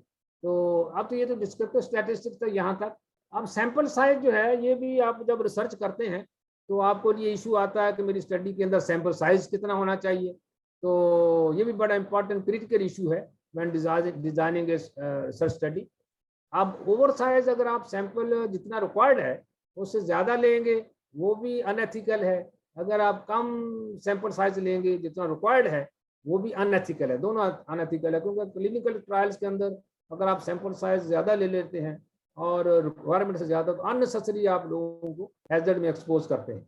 और इसी तरह अगर आप सैंपल साइज कम लेते हैं जितनी रिक्वायरमेंट है, तो जो चीज़ आप देखना चाहते हैं एसोसिएशन या डिफरेंस, वो आपको मिलेगा नहीं। तो वो अननेसेसरी आपने वेस्ट ऑफ रिसोर्सेज भी किया, टाइम भी वेस्ट किया, लेकिन बीच में कुछ भी ना निकला, तो ये भी अनएथिकल। तो इसे सैंपल साइज जितना आप कैलकुलेट करते हैं फार्मूला से उतना ही होना चाहिए, ठीक है ना। तो ये मैंने बताया कि अगर लार्ज सैंपल साइज है तो थोड़ा सा डिफरेंस या एसोसिएशन बिटवीन जो है ग्रुप्स वो सिग्निफिकेंट हो जाता है। अगर स्मॉल सैंपल साइज है तो बहुत बड़ा डिफरेंस भी अगर है ग्रुप्स के दरमियान वो भी मिस हो जाएगा। इसलिए अगर आप परसीव कर रहे हैं कि आपकी लार्ज डिफरेंस है दो ग्रुप्स के दरमियान या तीन ग्रुप्स के दरमियान, क्या स्मॉलर सैंपल लें। अगर आप आप कर रहे हैं परसीव के डिफरेंस थोड़ा है दो ग्रुप्स के दरमियान, तो फिर आप लार्ज सैंपल लें, ठीक है। तो लार्ज सैंपल मैंने बताया ना कि to test research about increases the cost and duration of study. अगर लार्ज सैंपल जरूरत से ज्यादा लेंगे तो वो भी अनएथिकल है, because it expose human subject to any potential unnecessary risk without decision. खासतौर क्लिनिकल ट्रायल में जिसमें ड्रग का ट्रायल करते हैं या डिवाइसेस का सर्जिकल टेक्निक का ट्रायल करते हैं, तो वो भी है। Smaller sample size than needed can also be unethical as it expose human subject to risk with no benefit to scientific knowledge. तो आप जो है वो अननेसेसरी आपको एक्सपोज करता है और बेनिफिट कुछ नहीं होना। तो सैंपल साइज जो है वो जो फार्मूलों से आप कैलकुलेट करते हैं, आप शुरू में आप रिसर्च स्टार्ट करने से पहले ही आपको सैंपल साइज कैलकुलेट करा लेना चाहिए। आप खुद कर लें या आप किसी स्टैटिस्टिशियन की हेल्प ले लें या किसी कम्युनिटी मेडिसिन स्पेशलिस्ट की हेल्प ले लें। तो ये रिसर्च अपनी स्टार्ट करने से पहले सबसे पहला काम आपने सैंपल साइज का कैलकुलेट करना, कितना सैंपल साइज आपकी स्टडी के लिए तो answer the research question sufficient रहेगा, जरूरी है। तो नॉर्मली हम कहते हैं कि स्टैटिस्टिक्स के अंदर, रिसर्च के अंदर, कि सैंपल साइज जो 30 से कम है वो स्मॉल सैंपल साइज है। तो अगर दो ग्रुप्स हैं तो कम से कम हर ग्रुप के अंदर minimum sample size should be more than 30, ये जरूरी है। वेरियस फार्मूलाज भी हैं, सॉफ्टवेयर भी हैं। अब फार्मूला से तो स्टैटिस्टिशियन वगैरह कैलकुलेट करते हैं, उसका भी अब दौर नहीं रहा। अब जब आपके पास सॉफ्टवेयर मौजूद है तो आप उनका यूज कर सकते हैं, ठीक है ना। तो अब ये देखें, डिपेंड करता है सैंपल साइज कैलकुलेशन, आपने लेवल ऑफ सिग्निफिकेंस क्या देखी है। नॉर्मली आपको 0.05 या 5% ऑफ लेवल ऑफ सिग्निफिकेंस रखते हैं, लेकिन कई दफ़ा लोग कम भी रख लेते हैं, जैसे 0.01 भी रखते हैं जो जेनेटिक स्टडीज होते हैं लेवल से, उसमें भी आपको सैंपल साइज बड़ा लेना है। जितनी आप लेवल सिग्निफिकेंस जो है उसको ये 0.05 या कम करेंगे तो फिर आपका सैंपल साइज बड़ा लेना पड़ेगा। पावर जो है नॉर्मली जब हम फार्मूला उसमें 80% रखते हैं, 90% भी रखते हैं, पावर होती है कि आप to identify the difference if it is really present, ठीक है। Estimate taken from reference study. अब देखा जब भी आप सैंपल साइज कैलकुलेट करते हैं तो उसके अंदर फॉर एग्जांपल आपने किसी स्टडी का प्रेवलेंस कैलकुलेट करना है, तो फिर उसमें जो आपने कोई रेफरेंस आर्टिकल लेना होता है उसके अंदर देखना होता है कि उसके अंदर प्रेवलेंस क्या आया है। आपने ये नहीं करना कि भाई उस स्टडी के अंदर तो सैंपल साइज ये है, मेरा भी सैंपल साइज वही होगा। You can not do that. आपने you have to calculate your own. आप उसका प्रेवलेंस ले सकते हैं कि फॉर एग्जांपल स्मोकिंग का प्रेवलेंस पे एक स्टडी हुई है सीएमएच लाहौर मेडिकल कॉलेज में, उसमें 25% प्रेवलेंस ऑफ स्मोकिंग में मेडिकल स्टूडेंट्स आ गए। आप जब अपना फार्मूला से कैलकुलेट करेंगे आप उसमें 25% रख लें और उसके मुताबिक अपना जो है सैंपल साइज कैलकुलेट करें। वही सैंपल जो है, तो ये रेफरेंस स्टडी देनी जरूरी होती है सैंपल साइज कैलकुलेशन। हाँ, अगर पहले जैसे कोई स्टडी उस पर नहीं हुई, आपको नहीं स्टडी मिल रही, तो फिर you can use other formulas आपसे। मसलन ये राव सॉफ्ट है, आपको मिल जाता है फार्मूला प्रेवलेंस स्टडीज के लिए है, ठीक है ना। और ये ओपन एपी जो है खासतौर पर अगर जहाँ पर मीन का आपने कंपेरिजन करना है तो उसमें के लिए है। WHO सैंपल साइज कैलकुलेशन में भी सारे दिए हुए हैं, तो यू कैन डू दैट। इसमें कोई ऐसा इशू नहीं है, आप कर सकते हैं। अब ये है कि ऑनलाइन जाएंगे तो वेरी इजी, राव सॉफ्ट का खोल लें, आप ओपन एपी खोल रहे हैं, ओपन एपी को आपको डाउनलोड करना पड़ेगा और राव सॉफ्ट तो वो है आप जो है स्टेट वे ऑनलाइन जाके उसमें लेवल ऑफ सिग्निफिकेंस दे के, लेवल ऑफ कॉन्फिडेंस दे के, और आपने इसमें 20,000 उन्होंने पॉपुलेशन दी, अगर आपको पॉपुलेशन का नहीं पड़ा, और 50 अगर आपको रिस्पांस रेट, आपको रेफरेंस आर्टिकल नहीं मिला तो आप 50% रख लें, तो उसके मुताबिक आप कैलकुलेट कर सकते हैं। तो ये टाइप्स ऑफ सैम्पलिंग है। जो सैम्पलिंग नेचुरली, जब आपने सैंपल साइज कैलकुलेट कर लिया, तो फिर आपने नेक्स्ट जो आपके प्रॉब्लम आता है कि आपने सैंपल जो स्टडी पॉपुलेशन से सिलेक्ट कैसे करना है, कैसे मैं उनको सिलेक्ट करूं। या तो आप प्रोबेबिलिटी सैंपलिंग यूज करते हैं, जो कि बहुत साइंटिफिक है, ऑथेंटिकेटेड है, अच्छे आपको रिजल्ट्स मिलते हैं, आप अपनी फाइंडिंग को जर्नलाइज कर सकते हैं। या नॉन प्रोबेबिलिटी सैंपलिंग होते हैं when every individual in the study population has equal chance to be included or excluded from the sample।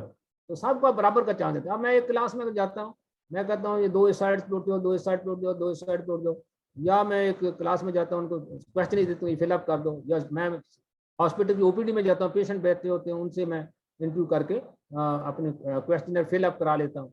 ये जो है ये रैंडम सैम्पलिंग नहीं है। ये इसको नॉर्मली ये रैंडम जो है ये इंग्लिश वाला रैंडम नहीं है, तो हैफाजर्ड वाला ये स्टैटिस्टिकल टेक्निक है, जिसमें you give equal chance to everybody to be included in the sample और not included in the sample. ये है आपकी रैंडम सैंपलिंग। वैसे नॉर्मली मैंने देखा है हमारे कई रिसर्चर ऐसे ही लिख देते हैं कि सैंपल वाज रैंडमली सिलेक्टेड। तो भाई रैंडमली सिलेक्टेड, फिर उसमें कौन सा रैंडम? तो रैंडमली तो फिर सिस्टम सिंपल रैंडम भी है, सिस्टमैटिक सैंपलिंग भी है, स्ट्रेटिफाइड भी है, मल्टी स्टेट भी है, क्लस्टर भी है। तो आपने you have give the sampling technique जो आपने मेंशन करनी होती है अपने रिसर्च के अंदर। तो आप सिंपल रैंडम सैंपलिंग है, तो आप इसमें अंदर या तो रैंडम नंबर कंप्यूटर से जनरेट कर लें, या आप टासिंग क्वाइन कर लें, या लॉटरी मेथड यूज कर लें। ये सारे रैंडम नंबर सैंपलिंग है। सिस्टमेटिक सैंपलिंग है, तो आप फिर जो है उसमें सिस्टमेटिकली जाते हैं। फॉर एग्जांपल आप कहते हैं जी every third patient, every third newborn in the hospital I will take in my study. So systematically every third dose I will select in my study, every fifth. तो stratified sampling में जहाँ पर आपकी population distinct strata पे होती है constitute, जैसे gender male female है, आपने एक स्टडी पॉपुलेशन है, तो आप मेल और फीमेल के 2 ग्रुप्स बना लें, उसमें से रैंडम सैंपल लेके उनको कंबाइन कर लें, इसको कहते हैं स्ट्रेटिफाइड सैंपलिंग। मल्टी स्टेज है, स्टेजेस आप स्टेजेस के अंदर चलते हैं। जैसे आपने डिस्ट्रिक्ट 3 डिस्ट्रिक्ट सेलेक्ट किए, उसमें से 3 डिस्ट्रिक्ट में से एक रैंडमली डिस्ट्रिक्ट सेलेक्ट कर लिया, उस डिस्ट्रिक्ट में 4 तहसील हैं या 5 तहसील हैं, उसमें रैंडमली एक तहसील सेलेक्ट कर ली, और उसमें 10 विलेजेस हैं, उसमें रैंडमली आपने एक विलेज सेलेक्ट कर लिया, फिर उसमें आपने फिर फर्दर स्टडी कर ली। क्लस्टर सैंपलिंग जो होती है ये ऑलरेडी नेचुरली बने होते हैं ग्रुप्स, उसमें आपको जरूरत नहीं होती। जैसे आपने किसी स्कूल में स्टडी प्रेवलेंस ऑफ केरीज करना है फॉर एग्जांपल स्कूल के अंदर, तो वो फिर उसमें आपने 100 स्कूल है फॉर एग्जांपल एक जगह पर, लाहौर कैंट में 100 स्कूल है, आपने प्रेवलेंस ऑफ कैरी स्टडी करनी है, आपने रैंडमली जो है 3 स्कूल सेलेक्ट कर लिए, ठीक है। उसके बाद जितने भी उस स्कूल के अंदर चिल्ड्रन है, आप सबको एग्जामिनेशन, सबको इंटरव्यू करेंगे या करेंगे उस लेटर केरीज देखने के लिए एग्जामिनेशन करेंगे। इसलिए कि फिर ये भी अनएथिकल है कि अगर उसकी ट्रीटमेंट है, जिसको केरीज है, आप लेटर केरी का सर्वे कर रहे हैं, आप उनको रेफर करेंगे, ठीक है ना, ट्रीटमेंट के लिए, तो वो फिर किसी को छोड़ना नहीं होता। क्लस्टर सैंपलिंग में फिर all the people in the cluster they are studied. Non probability sampling में you do not give equal chance to everybody. Convenience accidental sampling भी होती है, जिसमें आप कन्वीनियंटली आप ले लेते हैं। जैसे आप क्लास में गए, अपनी मर्जी के 10 स्टूडेंट या 20 स्टूडेंट उठा लिए, उनको स्टडी कर ली, या ओपीडी में गए, उसमें अपनी मर्जी से ले लिए। तो ये जो है कन्वीनियंस सैंपलिंग इसको कहते हैं, ठीक है। इतनी ऑथेंटिकेटेड नहीं होती, लेकिन यूज होती है, काफी यूज होती है। पर्पस सैंपलिंग होती है कि आपने based on some predetermined idea, और आप कहते हैं कि मैं तो आप सारे हाइपरटेंसिव स्टडी करूंगा, मैं सारे एचआईवी पॉजिटिव पेशेंट्स अपनी स्टडी में स्टडी करूंगा। तो ये होता है। कोटा सैंपलिंग में होता है, जिसमें आप डिसाइड करते हैं कि भाई जो मेरी स्टडी पॉपुलेशन के अंदर है, फॉर एग्जांपल 30% होंगे गवर्नमेंट एम्प्लॉय, 30% होंगे बिजनेसमैन, तो आप कोटा डिसाइड कर लेते हैं। कंसेप्टिव सैंपलिंग होता है कि जो आपकी आप स्टडीज के अंदर जो पीछे फर्क था, हॉस्पिटल स्टडी में कंसेप्टिव सैंपल अक्सर यूज होती है, क्योंकि आपने स्टडी के अंदर कई दफा आपको एकदम पेशेंट नहीं मिलते, जो पेशेंट आते जाते हैं आप अपनी स्टडी के अंदर एनरोल करते जाते हैं, इसको कंजक्टिव सैंपलिंग कहते हैं। स्नोबॉल और नेटवर्क सैंपलिंग कहते हैं, जो कि सेंसिटिव स्टडीज होती हैं, जैसे होमोसेक्सुअल की स्टडी है, ये HIV पॉजिटिव की स्टडी है, ड्रग अब्यूजर की स्टडी है। ये इतनी ईजी नहीं होती, इसको ये नहीं कि आप एक जगह पे जाए आपको सारे लोग मिल जाएंगे, आप उनसे इंटरव्यू करना शुरू कर दें। ये नेटवर्किंग होती है कि आप पहले 1 या 2 या 3 शख्सों को स्टेट करते हैं, उनको सर्च करते हैं, फिर उसके बाद उनके जरिए आप यू अप्रोच दूसरे लोगों तक आप अप्रोच करते हैं। इस तरह अपना सैंपल साइज कंप्लीट कर लेते हैं। ये मैं जब पिंडी में था तो मेरा एक स्टूडेंट था, MPH का स्टूडेंट था, और उसने मेरे पास आया टॉपिक लेके, सर मैं होमोसेक्सुअल पे स्टडी करना चाहता हूँ पिंडी इस्लामाबाद में। तो मैंने कहा यार ये आइडिया तो बड़ा अच्छा है, लेकिन आपका डेटा इसको देगा कौन आपको डेटा इस पे, है ना। कहता है वो मुझ पर छोड़ दें। वो असल में सोशल मीडिया का आदमी था, वो जो डॉक्टर था। अब तो खैर MPH में दाखिले के लिए भी मैंने उसकी हेल्प की थी, FPGA में उसने दाखिला दिया था। अब तो उसने रिसेंटली, मैं देख रहा था कि हेल्थ सर्जन अकेडमी से PhD कर ली। तो वो जो है उसको फिर मुझसे क्या मैं कर लूँगा, मैं कैसे कर लो, कहता जी देख मैं कर लूँगा। अच्छा, बाद में उसने मुझे बताया कि मैंने ऐसा किया, कुछ लोग सोशल मीडिया में जो वाकई उनको अप्रोच किया, उन्होंने मुझे बताया जी हैप्पी न्यू ईयर नाइट हो रही है मैरियट में, तो वो उसमें सारे इकट्ठे होंगे लोग मीडिया के और बाकी सारे, तो वो उधर जाके आप मिले, आपको और लोग के साथ इंट्रोडक्शन हो जाएगा। इसी तरह करके उसने नेटवर्क बना लिया, और उसमें ये है स्नोबॉल सैंपलिंग। उसने अपनी स्टडी कंप्लीट कर ली और ये इंटरनेशनल पब्लिश हुई है। तो ये बहुत बड़ी ये भी एक टेक्निक है। जजमेंटल सैंपलिंग होती है, कई दफ़ा आप अपनी जो एक एक्सपर्ट हैं, एक्सपीरियंस लोग हैं, अपनी जजमेंट से भी बता देते हैं कि इस तरह सैंपल काफ़ी, ये भी ऑथोराइज्ड है, बुक्स में दिया हुआ, ये भी आप ले सकते हैं। तो रैंडम नंबर जनरेटर है, ये भी आप स्टैट ट्रैक में जाएं, ये प्रोग्राम है स्टैट ट्रैक, तो इससे भी आप रैंडम नंबर जनरेट कर सकते हैं ऑनलाइन जाके। इसमें फॉर एग्जांपल आपने ये दिया होता है कि हाउ मेनी रैंडम नंबर आपने करना चाहिए, मिनिमम नंबर कितना हो, मतलब फॉर एग्जांपल आपने, लेकिन वो नेचुरली आपकी लिस्ट बनी होनी चाहिए। जैसे क्लास है, उसमें रोल नंबर दिए होते हैं, आपको 1 से मिनिमम 130 क्लास है, तो आपने फर्क किया, आपने कहा कि मुझे 10 नंबर चाहिए, 10 नंबर जनरेट कर दो, तो आपने आइए उसने देखो 10 नंबर आपको जनरेट कर दिए। तो ये stat track random number generator भी है, ये भी आप सॉफ्ट कंप्यूटर पे ऑनलाइन जाकर कर सकते हैं। तो रैंडम आपने बताया कि it is not a haphazard supplement, पहले भी आपको बताया है, ये एक स्टैटिस्टिकल टेक्निक है, जैसे you get equal chance to everybody either to be selected or not selected in sample. Conjunctive sampling में you take subject who present conjunctive way in specified period of time. ये random number table static table में होते हैं, इसमें आप इधर से शुरू कर लें, इधर से शुरू कर लें, लेकिन अब इनका तो ज़माना नहीं था, आप कंप्यूटर से रैंडम नंबर जनरेट कर लें तो ज़्यादा बेहतर है। तो हाइपोथेसिस टेस्टिंग जो है वो भी roses are red, violets are blue if you are a null hypothesis, I would fail to reject you. तो null hypothesis भी जो inferential statistics का पार्ट है, और ये टेस्ट ऑफ सिग्निफिकेंस आप लगाते हैं, chi square टेस्ट है, टी टेस्ट है, नोवा है, वायलेंस है, मान विटिंग टेस्ट है, जो भी है वेरियस टेस्ट, रिग्रेशन एनालिसिस है, तो वो लगा के आप उसको करते हैं। हाइपोथेसिस क्या होता है, स्टेटमेंट है और expected relationship between two variable. इसमें आप सैंपल से इन्फ्रेंस ड्रा करके you apply to the whole population, ये इसका है इन्फ्रेंस स्टैटिस्टिक्स करते हैं। जब आप टेस्ट अप्लाई करते हैं आप वेरियस टेस्ट ऑफ सिग्निफिकेंस है, तो होल पॉपुलेशन के ऊपर, तो आप उसको एक्सेप्ट भी कर सकते हैं। जब आप एंड पे अगर आप पी वैल्यू कैलकुलेट कर लेस देन 0.05 है, तो नेचुरली आप हाइपोथेसिस रिजेक्ट कर देते हैं, ठीक है ना, मोर देन आप एक्सेप्ट कर लेते हैं। तो वो उसकी बेस पे नल हाइपोथेसिस जो कि आपकी assumption है कि देयर इज नो डिफरेंस और no association between two variables, तो difference between two teaching method 0, तो आप टू टीचिंग मेथड को कंपेयर कर रहे हैं, नल हाइपोथेसिस बनाएंगे, देयर नो डिफरेंस। मकसद ये होता है कि आपने इसको नॉर्मली जेन में होता है कि ये रिजेक्ट हो जाना है, उसके आप नल हाइपोथेसिस बनाते हैं। आप कलमा भी देखो ला से शुरू होता है, तो ये इसमें रिसर्च के अंदर भी आप नल हाइपोथेसिस बनाते हैं, देयर इज नो डिफरेंस। उसके बाद फिर आप उसको assumption है तो पॉपुलेशन कोई रियल डिफरेंस नहीं है, कोई एसोसिएशन नहीं है, 180 डिग्री ऑपोजिट बनाया जाता है to the question in hand in test of significance, ठीक है ना। अल्टरनेटिव हाइपोथेसिस होता है इसको उल्टा है कि व्हेन यू से कि there is effect, there is difference, mean eye score of the two study group is different, तो ठीक है ना। तो ये अल्टरनेटिव हाइपोथेसिस है, स्टेप्स हैं, मैं आपको इनको भी याद करने की जरूरत नहीं है, लेकिन ये तो आपने नेचुरली एक हाइपोथेसिस बनाया है और उसके बाद आपने लेवल ऑफ सिग्निफिकेंस रखनी है अपनी स्टडीज के अंदर, 0.05 है, 0.02 है, 0.01 है, जितना भी रखना है।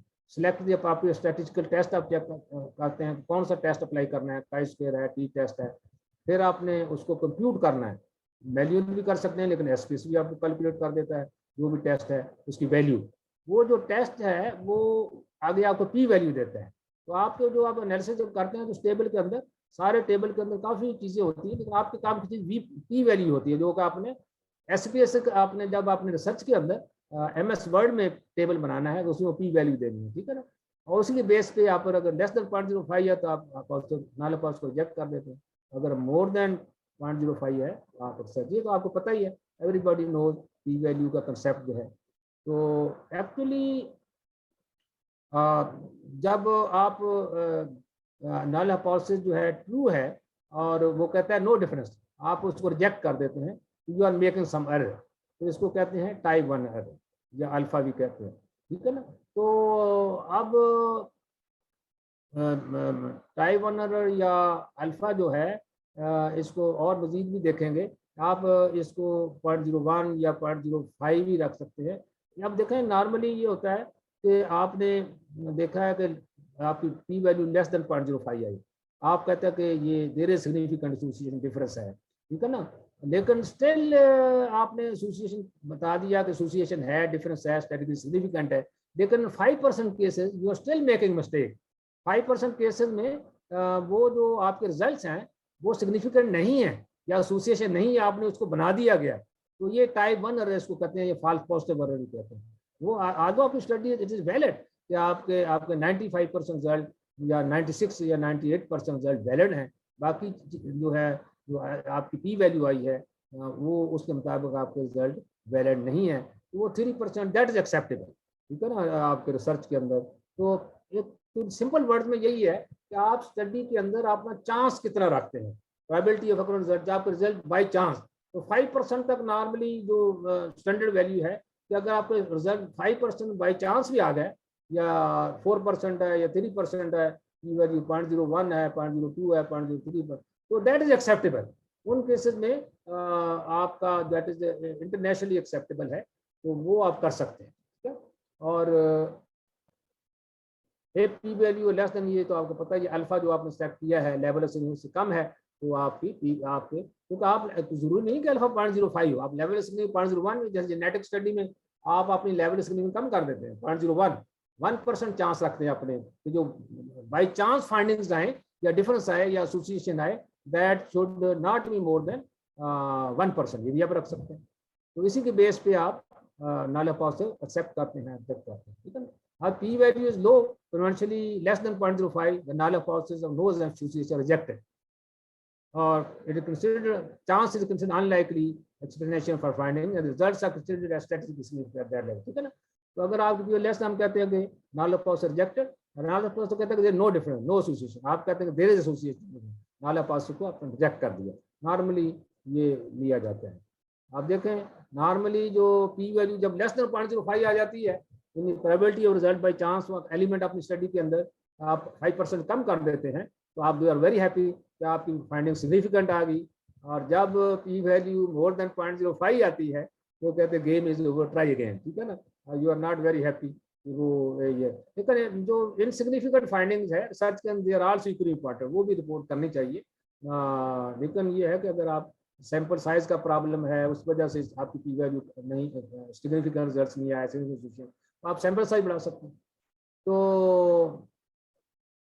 Insignificant results are also equally important. अब ये बैगिंग कर रहा है कि please can not you lower the P value just a little more, statistician से रिक्वेस्ट कर रहा है कि मेरी पी वैल्यू जो वो नहीं मान रहा, तो वो करते हैं लोग, खासतौर पर ये जो फार्मास्यूटिकल इंडस्ट्री जब ड्रग का ट्रायल कराते हैं तो वो कोशिश करते हैं कि उनको मैनिपुलेट कर लें, पी वैल्यू जो है वो लेस देन 0.05 के रिजल्ट को सिग्निफिकेंट बना लें।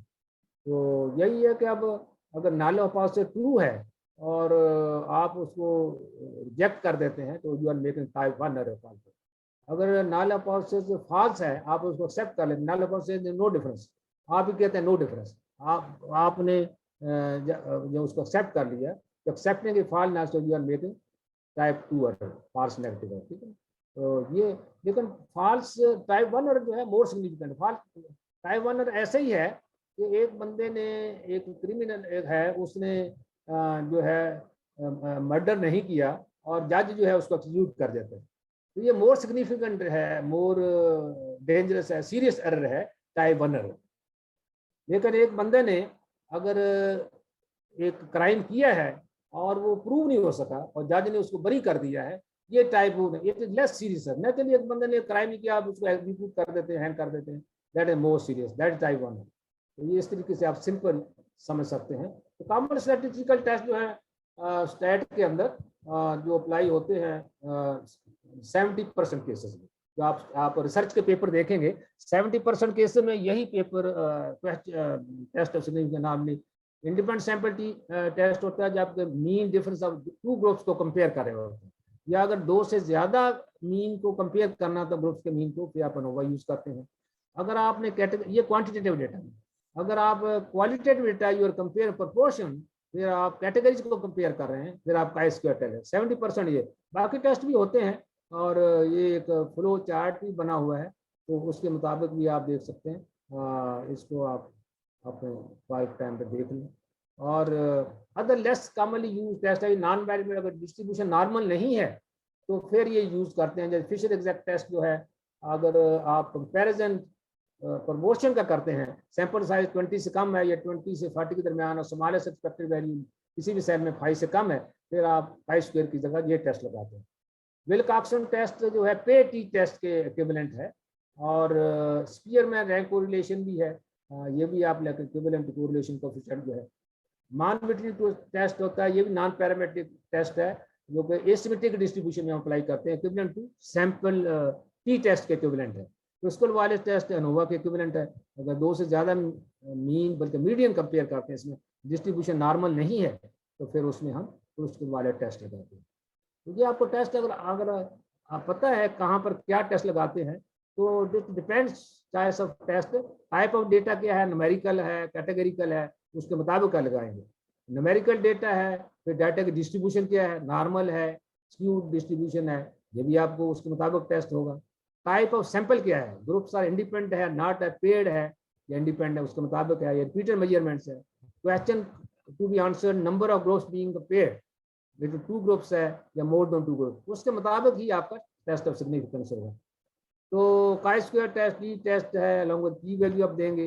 Result should be present. अब तो मैंने आपको बताया ना कि अब जब रिसर्च के अंदर जब भी आप अपने रिजल्ट प्रेजेंट करते हैं, तो आप पी वैल्यू के साथ कॉन्फिडेंस इंटरवल भी देते हैं, वेयर पॉसिबल। दोनों चीजें अब जो है रिव्यूअर जो है या जर्नल के एडिटर जो है वो मांगते हैं, आप दोनों चीजें देनी है सिग्निफिकेंस को शो करने।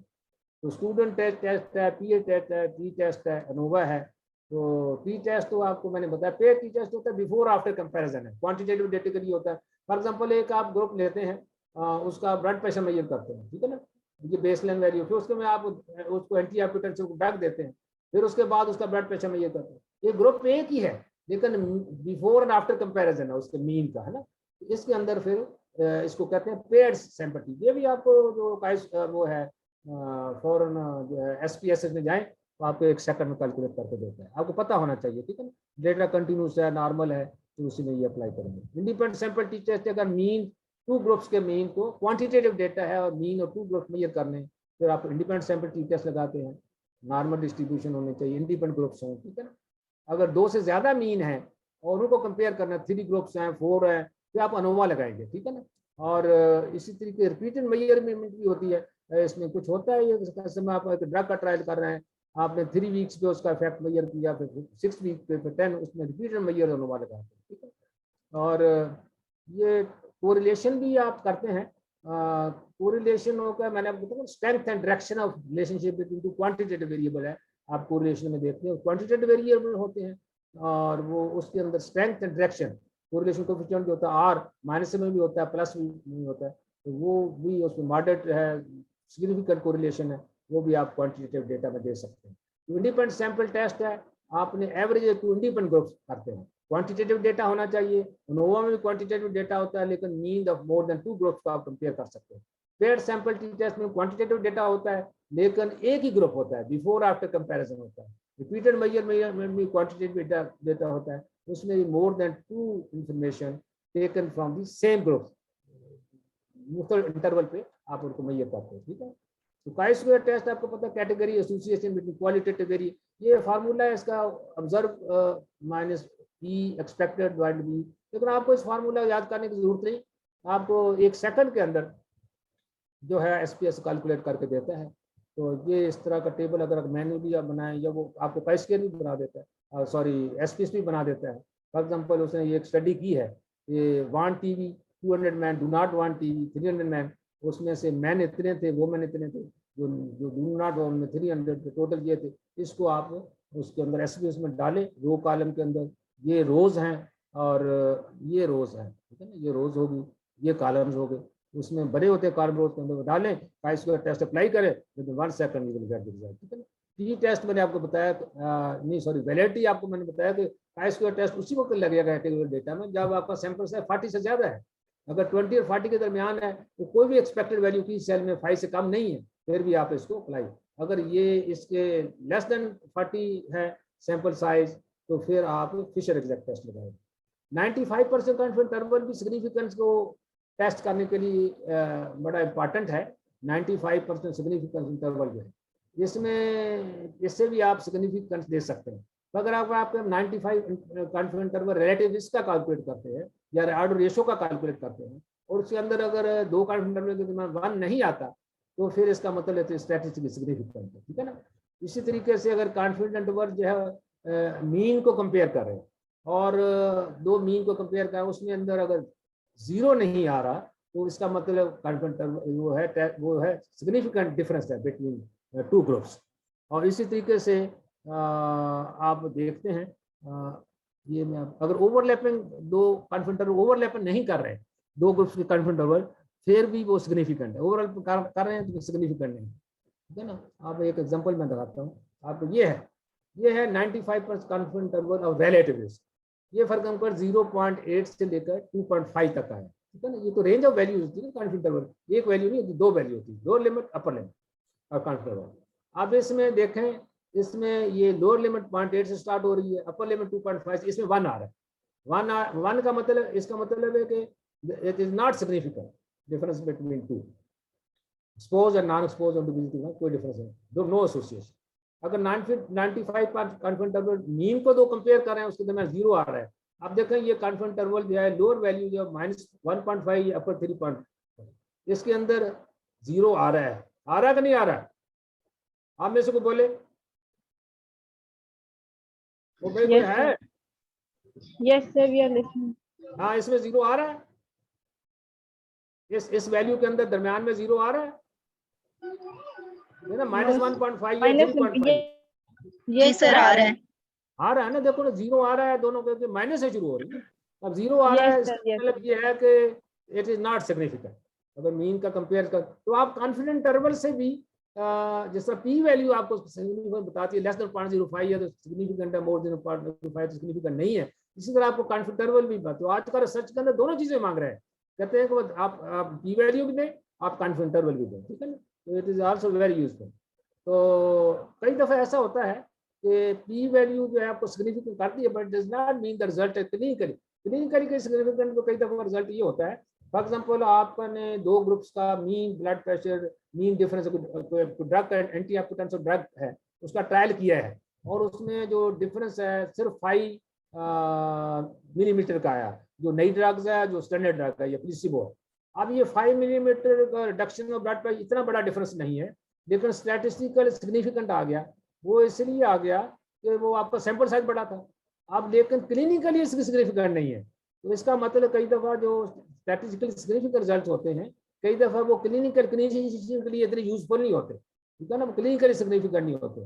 तो P value does not tell us anything about the magnitude difference between 2 treatment, लेकिन इसके लिए हमें कॉन्फिडेंस इंटरवल यूज करना है, वो मैग्नीट्यूड को बताता है। इसलिए दोनों चीजें करनी है, यूज ऑफ स्टैटिस्टिकल मेथड। अब रिसर्च के अंदर जो हाफ द आर्टिकल, जो एक स्टडी हुई थी अमेरिका में, उन्होंने कहा कि approximately half of the article publish in the medical journal that use statistical method, ये यूज देम इनकरेक्टली। 50% आर्टिकल्स के अंदर वो जो लोग स्टैटिस्टिकल मेथड यूज करते हैं इनकरेक्टली यूज करते हैं।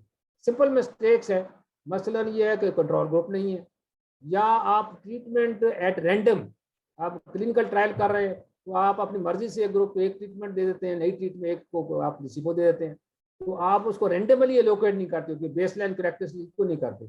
ये भी एक बहुत बड़ी मिस्टेक है।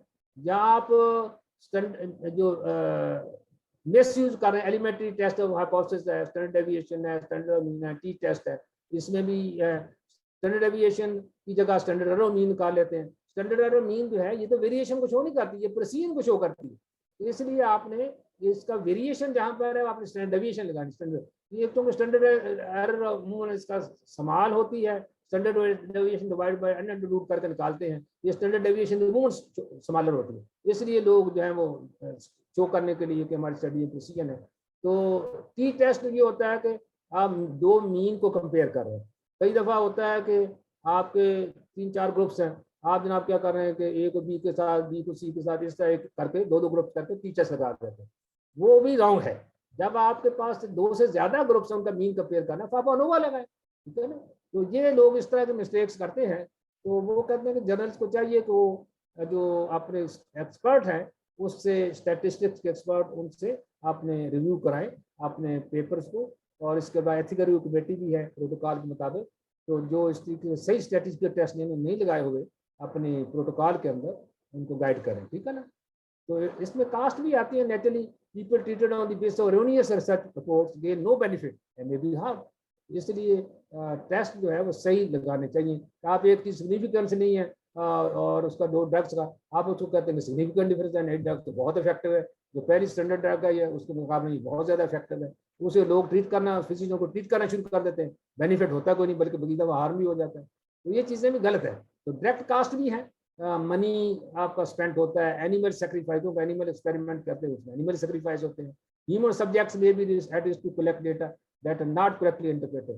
तो ये सारी चीजें हैं, इसलिए टेस्ट जो है सही यूज करना है। Difference between standard deviation mean standard error लगा दी मैंने आपको। स्टैंडर्ड एरर जो है ये प्रेसिजन को शो करती है, how close your sample estimate to the population, ये आपकी वेरिएशन को नहीं शो करती। वेरिएशन बिटवीन ऑब्जर्वेशन की आपने स्टैंडर्ड डेविएशन करना है, इसलिए मीनिंग ऑफ पी वैल्यू लोगों का पता नहीं होता, ये भी है। टी टेस्ट के जैसे मैंने आपको बताया यूज करने के लिए दे आल्सो मेक मिस्टेक। तो स्टैंडर्ड एरर का तो फार्मूला ये मैंने पहले ही आपको बताया है। तो स्टैंडर्ड एरर जो है मीन जो है ये आपकी प्रेसिजन को शो करती है कि आपका सैंपल मीन पॉपुलेशन मीन के कितना करीब है, ठीक है ना। ये does not show the variation, इसलिए आपने जो वेरिएशन जहां पर आपने देखनी है आपने रिसर्च के अंदर आप स्टैंडर्ड डेविएशन यूज करें, नॉट स्टैंडर्ड एरर, तो समराइज द डेटा। ये हमेशा याद रखें। क्यों लोग स्टैंडर्ड यूज करते हैं, बाय ट्रेडिशन है या स्मॉलर होती है स्टैंडर्ड डेविएशन, क्योंकि इसका formula standard deviation divided n under root है, इसलिए लोग यूज करते हैं। तो पी वैल्यू की कई दफा मीनिंग सिग्निफिकेंस लेवल उसको भी लोग कई दफा मिस इंटरप्रेट करते हैं। प्रोबेबिलिटी डिफरेंस में जान जो when in reality there is no difference between 2 groups of treatment, वो ओरोनियसली कंक्लूड कर लेते हैं treatment had effect in reality did not, ये भी है। टी टेस्ट में लोग जैसे मैंने आपको बताया था कि 2 से ज्यादा ग्रुप्स हैं, उनके मीन को कंपेयर करना है, अपने अनुमान लगाना है, लेकिन वो करते हैं टी टेस्ट लगा देते हैं। 4 ग्रुप्स हैं तो 2 ग्रुप्स कंपेयर करके और उन्हें टी टेस्ट लगा दिया, वो भी गलत है। 2 से ज्यादा ग्रुप्स है, मीन को कंपेयर करना है, आप अनुमान लगाएं, ठीक है ना। हाउ कैन दीज टेस्ट, तो उसमें एरर्स कैन बी प्रिवेंटेड, उसमें यही है कि स्टैटिस्टिशियन से आप हेल्प ले, और सर्च कमेटी जो है या एथिकल रिव्यू बोर्ड हैं उनको भी चाहिए कि वो उसमें देखें कि स्टैटिस्टिकल टेस्ट गलत नहीं यूज किए हुए। इसके अलावा ये होता है कि हर रिसर्चर को चाहिए जैसे कि बेसिक कम से कम एलिमेंट्री स्टैटिस्टिक्स है उसकी अंडरस्टैंडिंग होनी चाहिए बिफोर डूइंग रिसर्च, जरूरी है। तो वो समराइज के भाई बायोस्टैटिक तो आपको पता है plays pivotal role in biomedical research and help us take important preventive therapeutic and diagnostic decision. इसी की बेस पे हम सारे प्रिवेंटिव थेरेप्यूटिक डायग्नोस्टिक डिसीजन करते हैं। इसे कॉम्प्रिहेंसिव है, एडवांस फील्ड है, that need proper learning before conducting. कोई भी रिसर्च करने से पहले आपको आनी चाहिए बेसिक कंसेप्ट ऑफ स्टैटिस्टिक्स, ठीक है। और for any research to complete precisely consultation of person है, अगर आपको खुद नहीं आनी चाहिए अगर आप रिसर्च कर रहे हैं, लेकिन अगर प्रॉब्लम हो रही जहाँ पर आप बायोस्टैटिस्टिशियन से किसी से या community medicine specialist, they are also very much proficient in the statistics, majority of the community medicine specialists, क्योंकि ये हमारी डोमेन में आता है, तो वो उनसे भी आप हेल्प ले सकते हैं, ठीक है ना। तो अब ये है कि थोड़ी सी समराइजेशन ये है कि आपने इस जो आज का है हमने पढ़ा है, उसमें नेचुरली हमने सबसे पहले जो है आपको जो मेन चीज़ें हैं वो आनी चाहिए कि भाई टाइप ऑफ डेटा या वेरिएबल क्या होता है और टाइप्स ऑफ वेरिएबल क्या होते हैं या टाइप्स ऑफ डेटा क्या होता है, टाइप उसके मुताबिक ही आपने डेटा को समराइज करना है। तो टाइप्स ऑफ डेटा कोई बताएगा कौन कौन सी है types of data basically? Anyone? हाँ जी, कोई बोले भाई जो आपने किया है डेटा की कितनी टाइप्स हैं? यस सर, कैटेगोरिकल है और न्यूमेरिकल है। कैटेगोरिकल की फर्दर से नॉमिनल और ऑर्डिनल है, और कैटेगरिकल में कौन सी फर्दर दो टाइप्स है? Nominal and ordinal. और सर न्यूमेरिकल की है, कैटेगोरिकल की है सर नॉमिनल एंड ऑर्डिनल। ठीक है, और कंटिन्यूस जो न्यूमेरिकल है और न्यूमेरिकल की सर डिस्क्रीट एंड कंटिन्यूस। उसकी फर्दर दो टाइप्स कौन सी हैं? सर डिस्क्रीट और continuous. Sir discrete whole number में लेते हैं, डिस्क्रीट एंड कंटिन्यूस। देखो ना, इसलिए मैं Yes, कहता हूँ कि डेटा जो है आपको उनकी टाइप्स आना जरूरी है, इसके बगैर आप स्टैटिस्टिकल एनालिसिस कर नहीं सकते। अगर आपका Yes. कैटेगरी डेटा है, आप उसमें नॉमिनल है या ऑर्डिनल है, नॉमिनल के अंदर कोई रैंक नहीं होता, सिंपल नेम्स होते हैं, कैटेगरीज होती हैं, मैरिटल स्टेटस मेल फीमेल हो सकता है, ब्लड ग्रुप्स हैं, stage of disease sorry blood groups हैं, तो ये इसमें कोई रैंक नहीं है और सिर्फ नेम्स Yes. हैं। आप इसको मेजर नहीं कर सकते, ठीक है ना, आप इसको मेजर तो नहीं कर सकते ना, आप इसकी कैटेगरीज बना सकते हैं ना, इनका मीन निकाल सकते हैं। जो आपका डेटा है क्वांटिटेटिव डेटा, उसके अंदर आप जो है मीन निकाल सकते हैं, उसको मेजर कर सकते हैं, उसको न्यूमेरिकल भी डेटा भी कहते हैं। उसकी फर्दर दो टाइप हैं, discrete and continuous. Discrete whole numbers होते हैं, that is not in decimals, ठीक है। और उसमें जैसे number of patient in hospital, number of measle cases, number of student in the class, ये सारा डिस्क्रीट क्वांटिटेटिव डेटा है। अगर कंटिन्यूस है वो दैट कैन बी डेसिमल, है ना, which can be measured. हाँ जी, which can be measured. which can be measured, और it can be in continuous scale पे होता है, it can be in decimals also। जब डिस्क्रीट डेटा डेसिमल नहीं होता, आप 3.5 स्टूडेंट तो नहीं हो सकते ना, 3.5 मीजर के केस नहीं हो सकते। तो ये कंटिन्यूस डेटा जो है, ब्लड प्रेशर है, आपका सीरम कोलेस्ट्रॉल है, आपका हाइट है, वेट है, it can be in decimals also. तो ये जो है इसके मुताबिक अगर आपका क्वालिटेटिव डेटा है और उसको आपने समराइज करना है न्यूमेरिकली, तो आप उसमें क्या निकालेंगे? क्वालिटेटिव डेटा में क्या कैलकुलेट करेंगे? कोई बताएगा? फ्रीक्वेंसी। क्वालिटेटिव डेटा में क्या निकालेंगे? क्या समराइज frequency करेंगे? न्यूमेरिकली समराइज करेंगे उनकी फ्रीक्वेंसी या परसेंटेजेस हैं, परसेंटेज निकालेंगे। यस फ्रीक्वेंसी, ठीक है ना, फ्रीक्वेंसी निकालेंगे, परसेंटेज निकालेंगे। आप उसको मेजर तो नहीं कर सकते ना, क्वालिटेटिव डेटा सेक्स को आप मेजर तो नहीं कर सकते ना, तो आप कैटेगरीज बनाएंगे। फिर उसमें अगर आपने ग्राफिकली डिस्प्ले करना, फिर कौन सा ग्राफ बनाएंगे इसमें? Bar graph. क्वालिटेटिव डेटा या कैटेगरी डेटा में कौन सा ग्राफ बनाएंगे? Bar chart sir for category है। आप जेंडर है, आपका ब्लड ग्रुप्स है, इस तरह की स्टेज और डिजीज और नोट डिजीज है, पाई चार्ट बन सकता है, पाई चार्ट, पाई चार्ट बन सकता है, आप बार चार्ट बन सकता है, ठीक है ना। तो एक कैटेगरिकल डेटा है, इसमें आप ये बनाएंगे। और अगर आपका क्वांटिटेटिव डेटा है तो फिर आप उसको मेजर कर सकते हैं। उसके लिए फिर जो हिस्टोग्राम नहीं, वो तो ग्राफिकल डिस्प्ले। न्यूमेरिकली क्या कैलकुलेट करेंगे?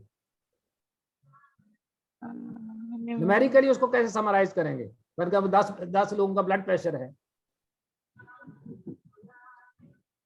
या 10 लोगों का वेट है, तो न्यूमेरिकली आप उसका नेचुरली आप मीन निकालेंगे, मीडियन निकालेंगे, स्टैंडर्ड डेविएशन निकालेंगे, यही निकालेंगे। Normal curve. Yes, numerically summarize तो यही करेंगे ना, डिस्क्रिप्टिव जो स्टैटिस्टिक्स है। और जो ग्राफिकली क्या बनाएंगे? ग्राफ कौन सा बनाएंगे? क्वांटिटेटिव डेटा हिस्टोग्राम बनाएंगे, और भी स्कैटर डायग्राम बना सकते हैं, ठीक है ना। और हिस्टोग्राम बना सकते हैं, इंटरक्वार्टल बॉक्स एंड डिस्क प्लॉट भी बना सकते हैं, ठीक है ना, स्कैटर डायग्राम। तो ये आपको इसी तरीके से आपको टेस्ट ऑफ सिग्निफिकेंस भी आगे इसी तरह लगते हैं कि अगर आपका कैटेगरिकल डेटा है, you are comparing the proportions या फ्रीक्वेंसीज ऑफ 2 और मोर ग्रुप्स, आप कौन सा टेस्ट लगाएंगे? हाँ जी, एनीवन? ये तो अभी आपको इनोवा, बताया अभी। ANOVA, sir T ANOVA test अगर इनोवा भी- 2 हैं और अगर कंपैरिजन इनोवा ऑफ 2 मींस 2 से हाँ जी। ज्यादा हैं तो देन ये इनोवा और सर। बताया जिसको आता है। देखो जी, आज आप कैटेगरीज को कंपेयर कर रहे होते हैं, प्रपोर्शन को कंपेयर कर रहे होते हैं, फ्रीक्वेंसीज को कंपेयर कर रहे होते हैं, बाद दो सर ग्रुप है या दो डिस्क्रिप्टिव से ज्यादा ग्रुप, एनालिसिस करते हैं। तो आप काई स्क्वायर टेस्ट लगाते हैं। काई है ना? स्क्वायर, यस कौन सा टेस्ट लगाते हैं? काई स्क्वायर से Yes, sir. Chi square test लगाते हैं। इस तरीके से अगर आपने मीन को कंपेयर करना है, मीन अगर T-test. दो ग्रुप के मीन को कंपेयर करना है, तो फिर कौन सा टेस्ट लगाएंगे? टी टेस्ट सर, कौन सा टेस्ट टी लगाएंगे? Test, T test student T test, उसको कहते हैं इंडिपेंडेंट सैंपल टी टेस्ट कहते हैं। लेकिन अगर दो से Yes. ज्यादा मीन ग्रुप्स आपके पास ANOVA. 3 हैं या 4 ग्रुप्स, उनके मीन को कंपेयर करना है, तो फिर कौन सा टेस्ट लगाएंगे? एनोवा सर, फिर एनोवा लगाएंगे। तो Analysis ये of है, और variance. उसके बाद जो ये आपको टेस्ट है, ये आपको पी वैल्यू देते हैं, और साथ ही आपको कॉन्फिडेंस इंटरवल भी आ जाता है। तो कॉन्फिडेंस इंटरवल और पी वैल्यू दोनों, अगर पी वैल्यू की इंटरप्रिटेशन है कैसे करते हैं? अगर 0.05 से ज्यादा है तो फिर कैसे इंटरप्रिटेशन करते हैं? सर अगर p वैल्यू लेस देन 0.05 है पी तो वैल्यू सिग्निफिकेंट है, 0.05 से ज्यादा है तो उसकी इंटरप्रिटेशन क्या है? इनसिग्निफिकेंट है, फिर इनसिग्निफिकेंट है, सिग्निफिकेंट नहीं है। ठीक है, अगर 0.05 से लेस है पी वैल्यू आपका टेस्ट के फिर मुताबिक आती है, सिग्निफिकेंट है। फिर स्टैटिस्टिकली सिग्निफिकेंट है या सिग्निफिकेंट एसोसिएशन है। ठीक है ना? Yes, इसलिए yes. आपको ये भी आना चाहिए, कॉन्फिडेंस इंटरवल को भी आपको इंटरप्रेट करना आना चाहिए कि अगर रिलेटिव रिस्क या ऑड रेशियो का कॉन्फिडेंस इंटरवल है, उसके दरमियान 1 आ जाता है तो स्टैटिस्टिकली सिग्निफिकेंट नहीं है, क्योंकि 1 रिलेटिव मतलब 2 एसोसिएशन। ठीक है ना? अगर 2 Yes. मीन्स को कंपेयर कर रहे हैं, उसके कॉन्फिडेंस इंटरवल 2 मीन्स का है, उसके दरमियान अगर 0 आ जाता है 2 कॉन्फिडेंस इंटरवल के दरमियान, तो स्टैटिस्टिकली सिग्निफिकेंट नहीं है। अगर 2 कॉन्फिडेंस इंटरवल ओवरलैप कर रहे हैं फिर भी स्टैटिस्टिकली सिग्निफिकेंट नहीं है। तो Yes. That's all from my side today. बाकी फर्दर इंशाल्लाह स्टैटिस्टिकल कांसेप्ट आपको क्लियर हो जाएंगे। ये इतनी Yes. जो मैंने आपको छोटी मोटी चीजें पढ़ाई हैं, ये आपको बेसिक कांसेप्ट अगर आ जाए, आप कैलकुलेशन की जरूरत नहीं है, आपको आने चाहिए अंडरस्टैंडिंग। क्योंकि जब हम इंशाल्लाह नेक्स्ट सेशन के अंदर आपको SPSS पे इंशाल्लाह सेशन करेंगे और प्रैक्टिकली Yes. देखेंगे कि वेरिएबल को एंट्री और उस पर वेरिएबल कैसे क्रिएट करना है, उसके फिर डिस्क्रिप्टिव स्टैटिस्टिक्स कैसे करनी है, इन्फ्रेंशियल स्टैटिस्टिक्स कैसे करनी है विद एग्जांपल्स। वो फिर आपको अगर बेसिक अंडरस्टैंडिंग है statistics, then it will become much easier. क्योंकि वो जो SPSS Yes. आपको स्टैटिस्टिक्स पढ़ाता नहीं है, वो आपको सिर्फ अप्लाई करना सिखाता है। अगर आपको आता है कहाँ क्या अप्लाई करना है, then it will become easy, very user friendly है ये टेस्ट। तो और कोई anything else? No sir, thank you so much sir. अच्छा, कोई क्वेश्चन नहीं है? हाँ हाँ ये जरूरी है और लर्निंग है, आप लोगों ने टाइम डाला है, you have spent some money also. तो वो अगर आप ये चीजें ऐसी हैं कि आप पढ़ते रहेंगे, बायोस्टैटिक चीज ऐसी है कि आपको आएगी नहीं जब तक आप किसी से सीखेंगे नहीं, उसके बाद इसकी प्रैक्टिस नहीं करेंगे, तो इट इज डिफिकल्ट, फिर आपको थोड़ा डिफिकल्ट हो जाएगा। तो इसलिए कोशिश करें, अगला सेशन जो है हमारा इंशाल्लाह SPSS का, इसमें प्रैक्टिकल एप्लीकेशन हम बायोस्टैटिक करेंगे, तो दैट इज वेरी इंपॉर्टेंट। चलो Yes, फिर देयर इज नो क्वेश्चन, तो फिर हम सेशन आज का खत्म करते हैं। थैंक यू वेरी जी मच, जी thank you so much. Thank you sir so much. Welcome. Thank you sir.